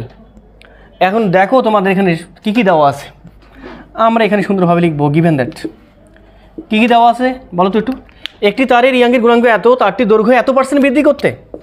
তাহলে বলো বৃদ্ধি কতটুকু? বৃদ্ধি, যে বৃদ্ধি মানে এতটুকু। তাহলে বৃদ্ধি মানে কোনটা? স্মল এলটা। তাহলে small L is equal to হবে প্লাস, কেন বলতেছো? বৃদ্ধি, শুধু বৃদ্ধিটা, বৃদ্ধি শুধুমাত্র শুধু বৃদ্ধিটা আমি হিসাব করতেছি। তাহলে শুধু বৃদ্ধি কতটুকু? 15%। কার 15%? এলের। তাহলে বলো এল স্মল এলটা হচ্ছে এই যে ক্যাপিটাল এল এর 15%। আমি যোগ করলে তো আমি এল ড্যাশটা পাবো, মানে পুরোটাই পাবো। দরকার আমাদের কতটুকু? ছোটোটা। আরে বোঝো না কেন তোমরা? তাহলে এখান থেকে এল বলতে ক্যাপিটাল এল ইন্টু 15% বলতে 15/100, না বোঝো না এখনো? তাহলে এটা আমাদের আসে যেটা, সেটা হচ্ছে আমাদের 0.15 এল। তাহলে বলো এখান থেকে স্মল এল এর মান পাচ্ছি আমি 0.15 এল, আর নিচে হচ্ছে ক্যাপিটাল এল। বুঝলা কি ব্যাপারটা? এর কিন্তু বৃদ্ধি 15%, না বুঝো এখনো? আরে বাবা তোমরা ফির আবার বলতেছো নাকি এল এর 15% প্লাস এল, এটা বলবো নাকি? তখন এটা পুরোটা হয়ে যাবে আল্লাহ মাফ করবে। এইটা প্রাথমিক অবস্থায়, দ্যাট ইজ এল আর ক্যাপিটাল এল। একে বৃদ্ধি করলে ঘটনাটা এইরকমটা ঘটে। শোনো না প্লিজ, এই পুরোটা যদি আমি এখানে লিখি এল প্লাস এল এর 15%, তখন এই পুরোটা বোঝাবে। বাট আমাদের লাগবে শুধুমাত্র এতটুকু মানে এটা মানে কত পার্সেন্ট? 15%। বোঝো না কেন তোমরা? হিমেল ক্লিয়ার? তাহলে এল কাটে, তখন থাকে আমাদের কত? 3 × 10⁻11। এত কি বলতো? পীড়নের একক নিউটন পার মিটার স্কোয়ার। কত সুন্দর জিনিস এগুলেন, জানো? এগুলেন কত সুন্দর জিনিস। 10⁻11 নাকি 10⁻10? 10। তো 11 বলতেছো আবেগে? আবেগে কথা বলিও না তোমরা, ভালো মানুষ না।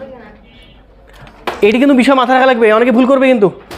হ্যাঁ হ্যাঁ, তাহলে শোনো, অনেকে ভুল করবে। এই কথা শোনো সঞ্জিদা, 15% বৃদ্ধি করতে মানে অনেকে বলবে যে এল প্লাস এল এর 15%, তখন কিন্তু এই পুরোটা আবার হয়ে যাবে। তো এই কাজটা করিও না, আগে দেখবা, ভাববা কোনটা তুমি নিচ্ছ। এই জন্য তো বেসিক সহ তোমাদের করাই দিলাম একদম ডিপ থেকে। তো আমরা আর দুটা এক্সাম্পল দেখে আজকে শেষ করবো। এখানে বলতেছি একটি ধাতব গোলকের উপর এত আয়তন পীড়ন প্রয়োগ করলে এত আয়তন বিকৃতি হয়। এত আয়তন পীড়ন প্রয়োগ করলে আয়তন বিকৃতি কত হবে? এখন তোমরা এইভাবে লিখতে পারো, ওই ধাতব গোলকের উপর, আচ্ছা হ্যাঁ ঠিক আছে, এটা শুনছো? এটা এইভাবে লিখতে পারো, এখানে একটা কোশ্চেন অ্যাড করা ছিল। ওই ধাতব গোলকের উপর, এই যে গোলকের উপর, ওই ধাতব গোলকের উপর এত আয়তন প্রয়োগ করলে আয়তন বিকৃতি কত হবে নির্ণয় করতে হবে। সঞ্জিদা, এখানে ধাতব গোলক কয়টা? একটা না দুইটা?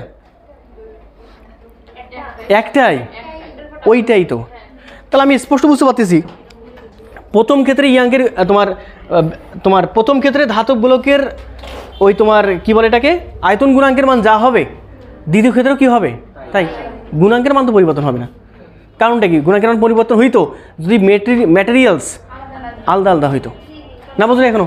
হ্যাঁ, তাহলে আমি শোনো আগে শান্তিদা, আমি এখান থেকে কী বলবো, আমি বলবো প্রথম সত্তার অনুসারে B1 ইজ ইকুয়াল, বলো এই যে উপরে কী ছিল পীড়ন, এই যে পীড়ন 1 ডিভাইড বাই বিকৃতি, কথা বলেন না, পীড়ন 1 বাই বিকৃতি 1 নম্বর ইকুয়েশন। দ্বিতীয় ইয়ার ক্ষেত্রে ধাতব গোলকের ক্ষেত্রে B2 ইজ ইকুয়াল টু হবে আমাদের পীড়ন বাই বিকৃতি, এটা 2, এটাও আমাদের কত বলতো 2, এই 2 নম্বর।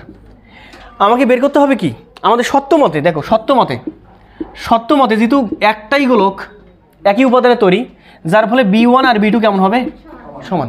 তাহলে আমি বলতে পারবো না যে আমাদের B2 বলতে আমাদের এই যে পীড়ন 2, কথা বলো, এই যে পীড়ন 2 বিকৃতি 2 ইজ ইকুয়াল টু, মানে B2টা আগে লিখলাম, B1 পরে লিখবো, এখানে পীড়ন 1 আর এখানে হচ্ছে বিকৃতি 1। আমাকে বের করতে হবে কি পরের ক্ষেত্রে। তবে দেখো বলতেছে কি ওই ধাতবগুলোকে আয়তন পীড়ন যদি এত প্রয়োগ করে হয় তবে আয়তন বিকৃতি কত, তার মানে কোনটা আমাকে বের করতে হবে, এইটা দ্বিতীয় ক্ষেত্রে। না বুঝলে এখনো? আরে ভাই সব কিছু মানতো জানা। তাহলে এখন আমাদের এখান থেকে আমি স্পষ্ট বুঝতে পারতেছি বিকৃতি কয় নাম্বার, সেটা 2 নাম্বারটা, লাস্টের বিকৃতি, চূড়ান্ত বিকৃতি যেটা, হ্যাঁ, ইজ ইকুয়াল টু হবে আমাদের কতটুকু হচ্ছে মামা বলো, পীড়ন 2 গুণন বিকৃতি 1 ডিভাইডেড বাই পীড়ন 1। এভাবে বলে সুবিধা হচ্ছে না? অনেকগুলো বিষয়কে আমি কাস্টমাইজ করে সহজে নিয়ে আসছি, সংক্ষেপে নিয়ে আসছি। তাহলে এখানে বলো বিকৃতি, চূড়ান্ত বিকৃতি ইজ ইকুয়াল টু হবে আমাদের পীড়ন 2 কতটুকু আমাদের, এই যে, তাই না, 4 × 10⁶ গুণন বিকৃতি 1 কতটুকু আমাদের 0.2, আর নিচে হচ্ছে পীড়ন 1 কই পীড়ন 1, ওই যে 3 ×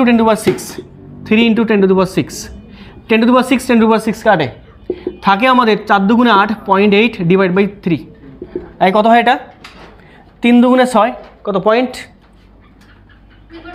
হ্যাঁ 0.27। বিকৃতি কোনো একক আছে, এই জন্য ওইটা অ্যান্সার। মানে ম্যাথ তুমি যখন বুঝবা তোমার কাছে গেলেন কিছু মনে হবে না, মামুর বাড়ি আবদার মনে হবে। তো আমাদের লাস্ট এক্সাম্পল আজকে বলতেছে, এটা এত মিটার বাহু বিশিষ্ট অ্যালুমিনিয়ামের তৈরি একটি ঘনকের কোনো তলে, কয়টা তলে এটা দেখো, ঘনকের তলে হচ্ছে আমাদের এত নিউটন আকার পীড়ন প্রয়োগ করা হয়েছে, পীড়ন এটা আমাদের, ওকে, পীড়ন বলতে এটা আমাদের কি বলো, এত নিউটন পীড়ন, খেয়াল করে দেখো তো, এত নিউটন আকার পীড়ন সৃষ্টিকারী স্পর্শ বল প্রয়োগ করলে বিপরীত স্থির তলের সাপেক্ষে তলটির এত মিটার স্মরণ ঘটছে কতটুকু, এত মিটার। বলতেছে আকার পীড়ন, তারপর আকার বিকৃতি ও দৃঢ়তার গুণাঙ্ক নির্ণয় করতে হবে। তাহলে আমাকে বের করতে হবে কি আকার পীড়ন, শুনছো কী বের করতে হবে, হ্যাঁ আকার পীড়ন বের করতে হবে। আকার পীড়ন কেমনে বের করবা, আকার পীড়ন বের করতে হবে, কেমনে বের করবা, তা আমি লিখি আকার পীড়ন, আচ্ছা আকার পীড়ন মানে আমাদের জানা আছে না, পীড়ন মানে হচ্ছে আমাদের F ডিভাইড বাই A, এরকম করো কেন তার, এখানে দেখো সাজ্জাদ, F বলতে আমাদের দেওয়া আছে এত নিউটন, এটা কত 89.67 × 10⁵। আচ্ছা এবার ক্ষেত্রফল লাগবে না, আচ্ছা ঘনক তো এটা, ঘনকের একটা বাহুর দৈর্ঘ্য কতটুকু দেওয়া আছে, এত মিটার বাহু বিশিষ্ট, তাহলে বাহু যদি একটা ঘনকের আমরা জানি একটা বাহু যদি এত মিটার হয় তাহলে তার ক্ষেত্রফল যেটা হবে সেটা হচ্ছে আমাদের কতটুকু, এর উপর স্কোয়ার। আল্লাহ, যে কোনো একটা তলের ক্ষেত্রফল, সবগুলো তলের ক্ষেত্রফল বের করতেছো কেন, কয়টা তলে, আরে বাবা ঘনকটা এইটা, তোমরা এরকম কেন, ঘনকটা তো আমাদের এইটা ঘনকটা এইটা, বোঝো না কেন। আমি এখানে স্পর্শ বল প্রয়োগ করতেছি শুধুমাত্র কোনটার উপর, একটা তলের উপর, একটা তল বলতে সাপোজ এইটার উপর, তাহলে মোচড় নিবে শুধুমাত্র কোনটা, এইটাই মোচড় নিবে, এইটাই। তাহলে এইটার ক্ষেত্রফল যেটা হবে, এটার দৈর্ঘ্য যদি A হয় তাহলে ক্ষেত্রফল হবে আমাদের এটার এর উপর স্কোয়ার। তাহলে এটা A যেটা হবে সেটা হচ্ছে আমাদের এইটা গুণন এইটা, তার মানে 0.1 গুণন 0.1 করলে যা আসবে তাই হচ্ছে আমাদের আকার পীড়ন। কত আসে এটা সাজাদ কত আসে?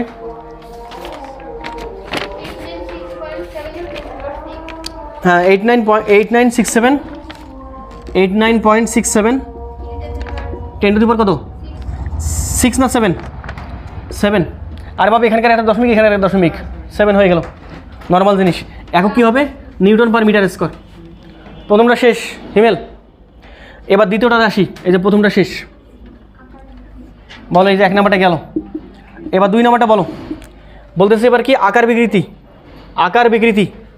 তাহলে বলো এবার আকার বিকৃতি, আকার বিকৃতি ইজ ইকুয়াল টু কী ছিল আমাদের হিমেল? এখানে ছিল change in dimension, that is a small L, আর নিচে হচ্ছে আমাদের কি ক্যাপিটাল এল। বাট এখানে এল না হয়ে আমাদের মনে আছে না, বলছিলাম মনে হয় এটা তো আমাদের দৃঢ়তা, দৃঢ়তা যেটা মোচড় নিচ্ছে। তাহলে এখানে কী ছিল আমাদের? এইখানে কী ছিল আমাদের? হ্যাঁ ডেল না, এখানে কী ছিল এক্স, ওটা কী দিছি আমি কি সি।